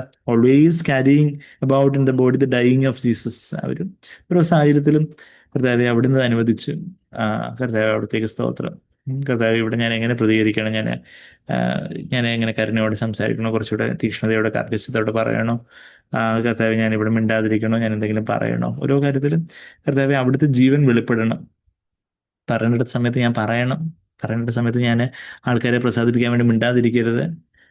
എന്നാൽ പറയേണ്ടാത്ത സമയത്ത് കർത്താവെ എനിക്ക് മിണ്ടാതിരിക്കണം. ഞാൻ എൻ്റെ സ്വയത്തിൽ എനിക്ക് മരിക്കണം. എൻ്റെ ജഡത്തിൽ നിന്ന് കോപിച്ച് ദേഷ്യപ്പെട്ട് ആകുലപ്പെട്ട് ഒന്നും എൻ്റെ വാർത്തകൾ വരരുത്. അശുദ്ധമായിട്ടുള്ള ചിന്തകളിലൂടെ കാര്യമൊന്നും പോവാതെ, അശുദ്ധമായിട്ടുള്ള നോട്ടത്തിലൂടെ കാര്യങ്ങളൊന്നും പോവാതെ എൻ്റെ ജഡത്തിൽ എനിക്കൊരു മരണം വേണം. അപ്പം അങ്ങനെ യേശുവിന് മരണം എൻ്റെ മർത്ത ശരീരത്തിൽ ഞാൻ വഹിക്കുവാണെങ്കിൽ, എവിടെ നമ്മൾ വായിക്കുന്നത് ഇപ്പം? എങ്ങനെയാ ഈ അകത്ത മനുഷ്യൻ പുതുക്കപ്പെടുന്നതെന്നാണ് പറയുന്നത്? എങ്ങനെ? 10-ാമത്തെ വാക്യം എന്താ വായിക്കുന്നേ? നമ്മളിപ്പോഴും നമ്മുടെ സഭയിൽ വീണ്ടും വീണ്ടും വർഷങ്ങളായിട്ട് നമ്മൾ കേൾക്കുന്ന കാര്യമാണ്. നമ്മൾ പ്രായോഗിക ജീവിതത്തിൽ അത് എത്രമാത്രം ഏറ്റവും ഇമ്പോർട്ടൻ്റ് ആയിട്ടുള്ള കാര്യമാണ്. അതാ ക്രൂശിന്റെ വചനം. ഞങ്ങളുടെ യേശുവിന്റെ ജീവൻ, 10-ാമത്തെ വാക്യം, യേശുവിന്റെ ജീവൻ ഞങ്ങളുടെ ശരീരത്തിൽ വെളിപ്പെടേണ്ടതിന്. യേശുവിന്റെ ജീവൻ, യേശുവിന്റെ ആ സ്വഭാവം, യേശുവിന്റെ ആ തേജസ്, അതാ നമ്മൾ ദൈവ തേജസ് ഉള്ളവളായിട്ട് വന്ന കാന്തയുടെ കാര്യം നമ്മൾ പറഞ്ഞു വരുന്നത്. ഓക്കെ, എങ്ങനെ ദൈവ തേജസ് കിട്ടി? പെട്ടെന്ന് ദൈവ തേജസ് ദൈവം കൊടുത്തതല്ല, മറിച്ച് ആദ്യമായിട്ട് സ്വന്തം ഇഷ്ടത്തെ കർത്താവിന്റെ ഇഷ്ടത്തിനായിട്ട് ഏൽപ്പിച്ചു കൊടുത്തപ്പോഴാണ് നമ്മൾ രക്ഷിക്കപ്പെട്ടെ. കർത്താവെ എനിക്ക് എൻ്റെ ഇഷ്ടം പോലെ ജീവിക്കേണ്ട, അവിടുത്തെ ഇഷ്ടത്തേക്കായിട്ട് ഞാൻ ജീവിക്കും എന്ന് പറഞ്ഞ് നമ്മളതിനെ ഏൽപ്പിച്ചു കൊടുത്തപ്പോഴാണ് പരിശുദ്ധാത്മ ആദ്യമായിട്ട് നമ്മുടെ ഹൃദയത്തിലേക്ക് വന്നേ.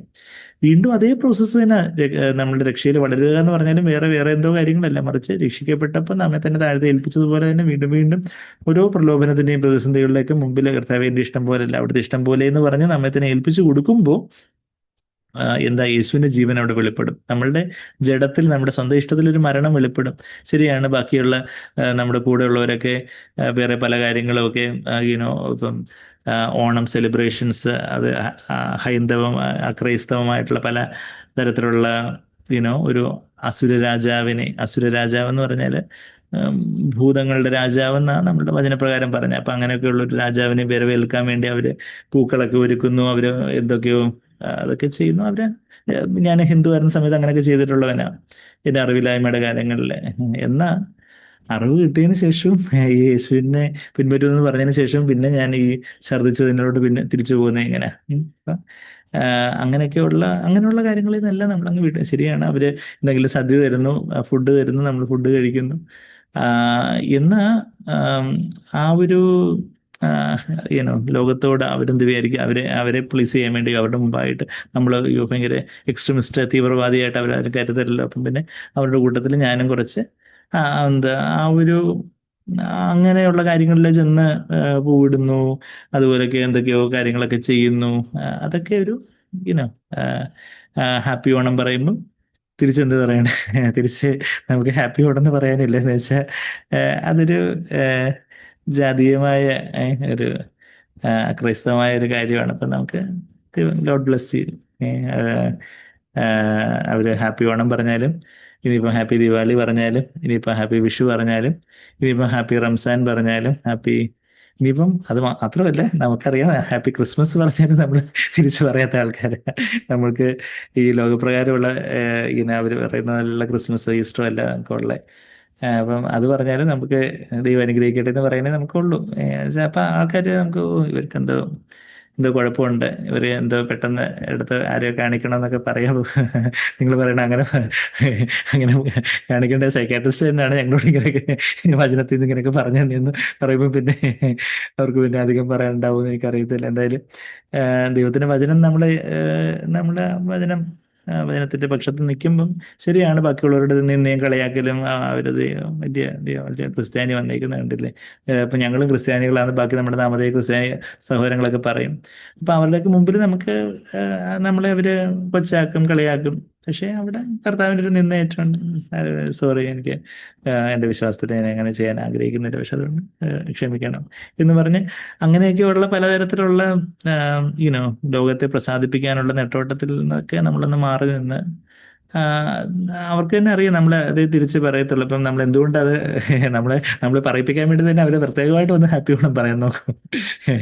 അപ്പൊ വേറെ ഒന്നും കൊണ്ടല്ല, നമുക്ക് വേറെ അവരോട് പുച്ഛോ വിരോധം നമ്മൾ ആ ഒരു അറിയായ്മയുടെ കാലങ്ങളിൽ അങ്ങനെ ആയിരുന്നു എന്ന നമ്മൾ ആ ഒരു കാര്യത്തിൽ നമുക്ക് ദൈവജനപ്രകാരം ഒരു നല്ല മനസാക്ഷിയോടെ ശരിയാണ്. ചിലപ്പോൾ നമ്മൾ അറിയായ്മയുടെ കാര്യത്തിൽ ചിലപ്പോൾ നമ്മൾ ബലഹീനത വീണ് പോയിട്ടുണ്ടായിരിക്കും. ആരെയും കുറ്റം വിധിക്കാനല്ല ഞാൻ പറയുന്നത്. പക്ഷെ നമ്മൾ ദൈവത്തോട് കരയുക, കർത്താവേ ഞാൻ അവിടെ കർത്താവേ അവിടുത്തെ വചനത്തെയോ അങ്ങയോ ഏറ്റ് പറയാനുള്ള ഒരു ലജ്ജ കാരണം, അല്ലെങ്കിൽ അവരെ കൂടുതൽ ചോദിക്കും എന്നുള്ളത് പേടിച്ച് ഞാൻ യുനോ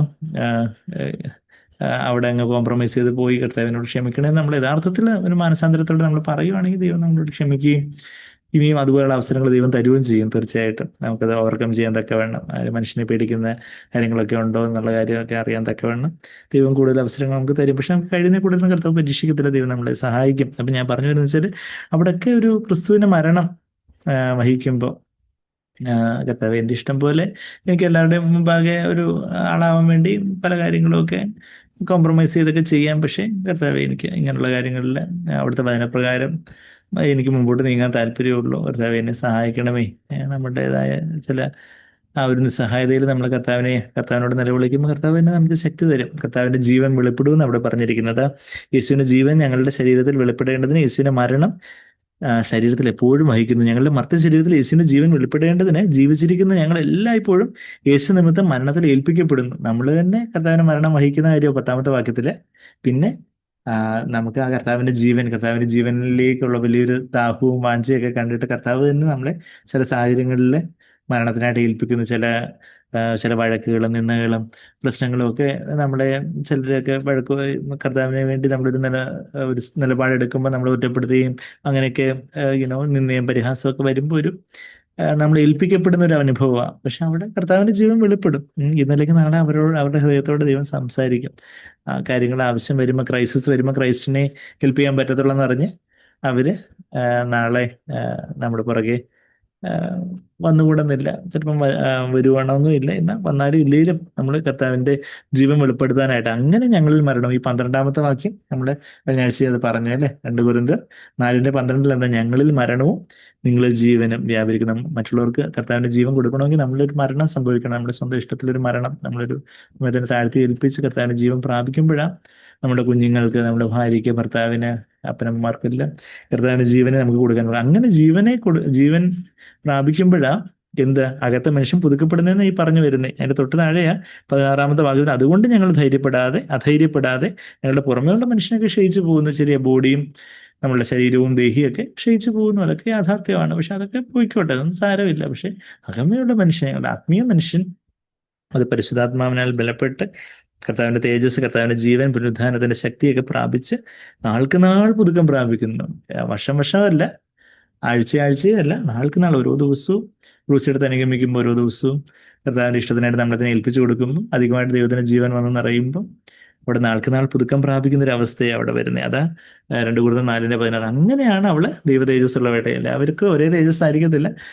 നമ്മളെ പുനരുദ്ധാന ശരീരത്തിലെ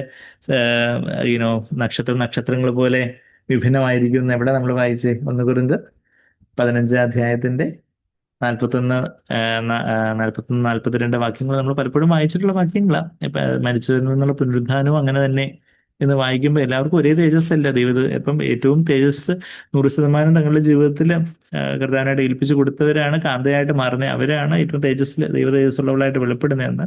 ബാക്കിയുള്ള ഒരു വിവാഹത്തിന് ക്ഷണിക്കപ്പെട്ടവരായിരിക്കും, വിവാഹ സദ്യക്ക് വിളിക്കപ്പെട്ടവരായിരിക്കും എന്നൊക്കെ നമ്മൾ വെളിപ്പാട് 19-ന്റെ 8-ാമത്തെ വാക്യമൊക്കെ നമ്മൾ 19-ന്റെ 9-ാമത്തെ വാക്യത്തിലൊക്കെ നമ്മൾ ഇതിനു മുമ്പും വായിച്ചിട്ടുണ്ട്. 1 കൊരിന്ത്യർ 15-ന്റെ 40-41 വാക്യങ്ങളില്ല, 40, 41, 42 എന്താ, സൂര്യന്റെ തേജസ് വേറെ കണ്ടോ. 1 കൊരിന്ത്യർ 15-ന്റെ 41, 1 കൊരിന്ത്യൻസ് 15:41. ഓക്കെ, അതിന്റെ നമ്മള് നമ്മളിവിടെ വായിക്കുന്നേ 1 കൊരിന്ത്യൻസ് 15:41. സൂര്യന്റെ തേജസ് വേറെ, ചന്ദ്രന്റെ തേജസ് വേറെ, നക്ഷത്രങ്ങളുടെ തേജസ് വേറെ, നക്ഷത്രവും തമ്മിൽ തേജസ് കൊണ്ട് ഭേദമുണ്ടല്ലോ, മരിച്ചവരുടെ പുനരുദ്ധാനവും അവണ്ണം തന്നെ. അപ്പം നക്ഷത്രങ്ങളും സൂര്യനും ചന്ദ്രനും ഒക്കെ ഒരേ തേജസ്സല്ല. അതുപോലെ ആയിരിക്കും മരിച്ചവരുടെ പുനരുത്ഥാനം. പുനരുത്ഥാന ശരീരത്തിൽ എല്ലാവർക്കും ഒരേ തേജസ് ആയിരിക്കത്തില്ല. എന്നാൽ നൂറുമേനി ഫലം കായ്ക്കുന്നവരാണ് ദൈവ തേജസ്സുള്ളവളായിട്ട്. നമുക്ക് അത് വായിക്കുമ്പോൾ കർത്താവെ ഞാൻ അതിൽ പെടാതെ പോകാനൊരു സാധ്യതയുള്ള ഒരു ജഡത്തിലാണല്ലോ ഞാൻ ഉള്ളത് എന്നുള്ളൊരു കരച്ചിൽ നമ്മുടെ ജീവിതത്തിലുണ്ടോ? അതോ ഞാൻ അങ്ങ് ആയിക്കോളും, കർത്താവ് അങ്ങ് കർത്താവ് കരുണാലുവായ ദൈവമല്ലേ, അല്ലെങ്കിൽ പിന്നെ കുറച്ചിപ്പോൾ 100% ഇല്ലേലും സാരമില്ല, 60 മേനി 30 മേനിയൊക്കെ മതി. ചിലരുണ്ടല്ലോ ക്ലാസ് പഠിക്കുമ്പോൾ തന്നെ ഞങ്ങൾക്ക് കഷ്ടിച്ച് പാസ്സായാൽ മതി, സ്വർഗത്തിലങ്ങ് എത്തിയാൽ മതി, എന്താ നരകത്തിലോട്ടൊന്നും പോകണ്ട, സ്വർഗത്തിലങ്ങ് എത്തിയാൽ മതി, മിനിമം അജണ്ട, സ്വർഗത്തിലങ്ങ് എത്തി 60 മേനി 30 മേനിയൊക്കെ ആയാലും എന്തോ സ്വർഗത്തിൽ തന്നെ അല്ലേ എന്ന് നമ്മൾ വിചാരിക്കുമ്പോൾ യഥാർത്ഥത്തിൽ നമ്മൾ കർത്താവിന്റെ മുഖത്തേക്ക് നമുക്ക് അന്ന് നോക്കുമ്പോൾ നമുക്ക് ലജ്ജ തോന്നും. ഓ എൻ്റെ മോനെ, എൻ്റെ മോളെ, ഞാൻ നിനക്കായിട്ട് അവസാനത്തിലുള്ള രക്തവും തന്ന്, നിനക്കായിട്ട് ഞാൻ എല്ലാം എല്ലാമായി തീർന്ന് എല്ലാം നിനക്ക് വേണ്ടുന്നതെല്ലാം തന്നിട്ട് നിന്റെ ജീവിതത്തിന്റെ ഒരു 60% എനിക്ക് തരാൻ വേണ്ടി വന്നിരിക്കുന്നത്? നിന്റെ ജീവിതത്തിന് ഒരു 30% കഷ്ടിച്ച് പാസ്സാവാൻ വേണ്ടിയാണോ നീ വന്നിരിക്കുന്നത്? ഇപ്പോൾ ഒരു ഏറ്റവും നല്ലൊരു അധ്യാപകൻ ഏറ്റവും നന്നായിട്ട് ക്ലാസ് എടുത്ത് എല്ലാം ഏറ്റവും നന്നായിട്ട് 100% മാർക്ക് വാങ്ങത്തക്ക വണ്ണം ട്രെയിൻ ചെയ്ത് വിട്ടിട്ട് വിദ്യാർത്ഥി 30% ഞാൻ പാസ്സായി സാറേ, ഞാൻ തോറ്റു പോയിട്ടൊന്നും ഇല്ല കേട്ടോ എന്ന് പറഞ്ഞ് വരുമ്പം ആ സ്നേഹമുള്ള അധ്യാപകന്റെ മുഖത്തേക്ക് ആ വിദ്യാർത്ഥിക്ക് ധൈര്യത്തോടെ നോക്കാൻ പറ്റൂ? ആ, എന്ന് പറയുന്ന ഒരു നമ്മളെ ലജ്ജിച്ചു പോകും. അനേകര് കർത്താവ് തന്നെ നമ്മൾ വസിച്ചില്ലെങ്കിൽ ലജ്ജിച്ചു പോകുന്ന വിശ്വാസികളോടെ പറയുന്നത്. കുഞ്ഞുങ്ങളെ എന്ന് പറഞ്ഞുകൊണ്ട് 1 യോഹന്നാൻ 2:28 വായിക്കുന്നു. നമുക്ക് തോന്നും ആ സ്വർഗത്തിലല്ലേ നമുക്ക് തോന്നും. പക്ഷെ അന്ന് അതിന്റെ നഷ്ടം, അയ്യോ കർത്താവ് നിത്യത മൊത്തവും ഞാൻ ഈ ഒരു അവസ്ഥയിലായിരിക്കുമല്ലോ, നിത്യത മൊത്തം എനിക്ക് ഒരിക്കൽ കുറച്ചുകൂടെ നാളെ ജീവിക്കാൻ തന്നിട്ട് ഞാൻ അങ്ങ് ഫുള്ളായിട്ട് അങ്ങ് ജീവിക്കായിരുന്നു കർത്താവേ എന്ന് നമ്മൾ അന്ന് പറഞ്ഞിട്ട് കാര്യമില്ല. ഇന്ന് നമുക്ക് അവസരമുള്ളത്. ഇന്ന് കർത്താവേ പൂർണ്ണമായിട്ട് അവിടത്തേക്ക് അടിച്ച്, ശരിയാണ് കർത്താവിന്റെ ജീവിതത്തിൽ എല്ലാ കുറവുകളും ഉണ്ട്, ഇതെല്ലാം പാപങ്ങളും പാപത്തിന്റെ ബന്ധനങ്ങളും എല്ലാ കുറവുകളും ഉണ്ട്. നമ്മൾ എന്തോ പൂർണ്ണരായിട്ടല്ല കർത്താവിന്റെ അടുക്കിലേക്ക് വരുന്നത്. കർത്താവെ ഏറ്റവും പാപിയാണ് ഞാൻ, പാപിയുടെ പ്രധാനിയാണ് ഞാൻ, പ്രധാനമായിട്ടുള്ള അവസ്ഥയിലാണെന്ന് പറഞ്ഞ് നമ്മൾ കർത്താവിന്റെ സന്നിധിയിലേക്ക് വന്ന് കർത്താവെ എനിക്ക് കർത്താവെ എന്ത് വില കൊടുത്തും എനിക്ക് കർത്താവെ ആ ഒരു പൂർണ്ണ തേജസ്സുള്ളവളായിട്ട് അന്ന് വെളിപ്പെടണം. അതിനായിട്ട് കർത്താവെ എന്നെ ഒരുക്കണം. ബാക്കി ആൾക്കാർ എന്നെ തെറ്റിദ്ധരിച്ചോട്ടെ, അല്ലെങ്കിൽ ബാക്കിയുള്ളവരെ കുറിച്ച് എന്തും പറഞ്ഞോട്ടെ, കർത്താവെ ഞാൻ എന്ത് വില കൊടുത്തും അവിടത്തേക്കായിട്ട് പൂർണ്ണമായിട്ടും കർത്താവെ ആ ഒരു തീക്ഷ്ണതയോടെ, ആ ഒരു ഫേവറോടുകൂടി അതിസ്നേഹത്തോടെ വെളിപ്പെടാനാണ് എൻ്റെ താല്പര്യമെന്ന് നമ്മുടെ ഹൃദയത്തിൽ ഇന്നൊരു വാഞ്ചയുണ്ടെങ്കിൽ നമ്മൾ ഇന്ന് ഈ മീറ്റിംഗ് അറ്റൻഡ് ചെയ്തുകൊണ്ട് എന്തെങ്കിലും ഗുണമുണ്ടല്ല. ഇതൊക്കെ നമ്മൾ എത്ര കേട്ടിരിക്കുന്നു, ഞങ്ങൾ അങ്ങനെയൊക്കെ തന്നെ അങ്ങ് ജീവിക്കും. ആ ഒരു ലാഘവമാണെന്നുണ്ടെങ്കിൽ നമ്മൾ ഇത്രയും നേരം ഇവിടെ 1 മണിക്കൂർ ഇരുന്നുകൊണ്ട് ശരിക്കും ആ സമയത്ത് വേറെ എന്തെങ്കിലും TV കാണോ അല്ലെങ്കിൽ വല്ല ക്ലബിൽ പോവുകയൊക്കെ ചെയ്തായിരുന്നെങ്കിൽ ആ സമയം കൂടുതൽ പ്രയോജനപ്പെടുത്താമായിരുന്ന. നമ്മൾ ഇന്ന് വചനം കേട്ടത് നമുക്ക് പ്രയോജനമാകണം എന്നുണ്ടെങ്കിൽ നമ്മുടെ ജീവിതം അതുപോലെ കർത്താവിനായിട്ട് സമർപ്പിച്ച്, കർത്താവെ എൻ്റെ ഈ ബലഹീനതയിൽ കർത്താവെ എനിക്ക് കുറവുള്ളവളാണ് എന്ന കർത്താവെ എന്നെ ആ ഒരു പൂർണ്ണ തേജസ്സുള്ളവളായിട്ട് അന്ന് വെളിപ്പെടുവാൻ തക്കവണ്ണം അവിടുന്ന് ഇടയാക്കണം. അതിനായിട്ട് എന്നെ അങ്ങ് തകർക്കണം. എൻ്റെ ആ സ്വയബലം, എൻ്റെ ആ ഒരു പുറമേ ഉള്ള മനുഷ്യൻ എന്ന് പറയുമ്പോൾ ഞാൻ പറഞ്ഞു ബോഡിയും സോളും യുനോ ക്ഷയിക്കുന്നു എന്നുള്ള കാര്യം പറഞ്ഞു. എന്നാൽ ആ ഒരു പുറമേയുള്ള മനുഷ്യനും അകമയുള്ള മനുഷ്യനും തമ്മിലുള്ള വേർതിരിക്കുന്ന ഒരു കാര്യം എപ്പോഴും നമ്മൾ പറയാറുണ്ട്. ആ ഒരു വേർതിരിക്കുന്ന തിരശ്ശീലയാണ്. അപ്പൊ ആ ഔട്ടർ കോട്ടും, അതായത് പ്രാകാരവും വിശുദ്ധ സ്ഥലവും അതിവിശുദ്ധ സ്ഥലവും വേർതിരിക്കുന്ന ഒരു കാര്യം എന്താണെന്ന് വെച്ചാൽ തിരശ്ശീല, ആ സ്വന്തം ജഡമാകുന്ന തിരശ്ശീല. അപ്പം പുറമേയുള്ള മനുഷ്യൻ ക്ഷയിക്കുന്നു എന്ന് പറയുമ്പോൾ നമ്മളുടെ ബോഡിയും സോളും ദേഹവും ദേഹിയും ക്ഷയിക്കുന്നു, ശരി തന്നെ. എന്നാൽ ഏതൊരളവിലാണ് നമ്മുടെ അകമയുള്ള മനുഷ്യൻ പുതുക്കപ്പെടുന്നതെന്ന് ചോദിച്ചാൽ ഈ പുറമേയുള്ള മനുഷ്യൻ എന്നുള്ള വാക്ക് കുറച്ചുകൂടെ ആഴത്തിൽ നമ്മൾ ചിന്തിക്കുകയാണെങ്കിൽ പുറമേയുള്ള മനുഷ്യൻ ശരിയാണ്, നമ്മുടെ ശരീരവും ദേഹിയും ക്ഷയിക്കുന്നു. എന്നാൽ നമ്മളുടെ ജഡമാകുന്ന തിരശ്ശീല അതാണ് ആ വലിയൊരു വെൺകൽ, നമ്മളൊരു മൺകുടത്തിലാണ് ഈ തേജസ് എന്ന് പറയുന്നുണ്ട്. അതിന്റെ തൊട്ട് മുമ്പേ നമ്മൾ അതിന്റെ ആ കോണ്ടെക്സ്റ്റിൽ അത് വായിക്കുമ്പോൾ 2 കൊരിന്ത്യർ 4:16 നമ്മളിപ്പം മുമ്പേ വായിച്ച് അതിന്റെ 7ാമത്തെ വാക്യത്തില് ഇത് ഈ പൊക്കിഷം എന്ന് പറഞ്ഞാൽ തമിഴ് വാക്കാണ്. പൊക്കിഷം എന്ന് വെച്ചാൽ ട്രഷർ, ഈ നിധി, അല്ലെങ്കിൽ ഈ നിക്ഷേപം, മലയാളത്തിൽ നമ്മുടെ സത്യവേദ പുസ്തകത്തിൽ നിക്ഷേപം എന്ന് എഴുതിയിരിക്കുന്നത് അല്ലേ. 2 കൊരിന്ത്യർ 4:7 വാക്യമാണ് നമ്മൾ പറയുന്നത്. അതിന്റെ 6ാമത്തെ വാക്യത്തിൽ കർത്താവ് നമ്മുടെ ഹൃദയത്തിൽ പ്രകാശിക്കട്ടെ എന്ന് പറഞ്ഞ് വെളിച്ചം തന്നു. നമ്മൾ വീണ്ടും ജനിക്കുമ്പോൾ കർത്താവ് നമ്മുടെ ഹൃദയത്തിൽ വെളിച്ചം തരുന്നത് എങ്ങനെയാണെന്ന് ചോദിച്ചാൽ, ഗിദെയോൻ സൈന്യം, നമ്മളെ ന്യായാധിപന്മാരുടെ പുസ്തകം 7ാം അധ്യായത്തിന് 16 മുതൽ 22 വരെയുള്ള വാക്യത്തിലൂടെ പോകാനും നമുക്ക് സമയമില്ല. അവര് നമ്മളെ ഗിഡിയൻസിന്റെ ബൈബിളൊക്കെ നോക്കുവാണെങ്കിൽ അതിന്റെ ഒരു മൺകുടത്തില് ഒരു വെളിച്ചം ഇരിക്കുന്ന ഒരു പിക്ചർ അല്ലെങ്കിൽ ഒരു മൺകുടം.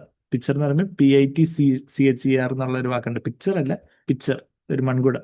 മൺകുടത്തിലെ വിളക്ക് ആയിട്ടാണ് ഗിദെയോൻ സൈന്യം ആ, ആ, പോകുന്നതും ആ മൺകുടം ഉടയ്ക്കപ്പെടുമ്പോഴാണ് വെളിച്ചം പെട്ടെന്ന് കാണുമ്പോഴത്തേക്കും ശത്രു സൈന്യം അവര് കൺഫ്യൂസ്ഡ് ആയിട്ട്, അവര് യുനോ ഒരു കൺഫൗണ്ടഡ് ആയിട്ട്, അല്ലെങ്കിൽ അവര് യുനോ കൺഫ്യൂസ്ഡ് ആയിട്ട് എന്നുള്ളതിനകത്ത് മലയാളം, അവര് പെർപ്ലക്സ്ഡ് ആയിട്ട്, അല്ലെങ്കിൽ അവര് കൺഫ്യൂഷന്റെ മലയാളം മറന്നുപോയി, എന്തായാലും അങ്ങനെ ആയിട്ട് അങ്ങ് അവര് എന്ത് ചെയ്യണമെന്ന് അറിയാതെ അവര് എന്ത് ചെയ്തു, അവര് ശത്രു സൈന്യം പരാജയപ്പെട്ട് ഓടിപ്പോകുന്നത് നമ്മൾ അവിടെ വായിക്കുന്നുണ്ട്.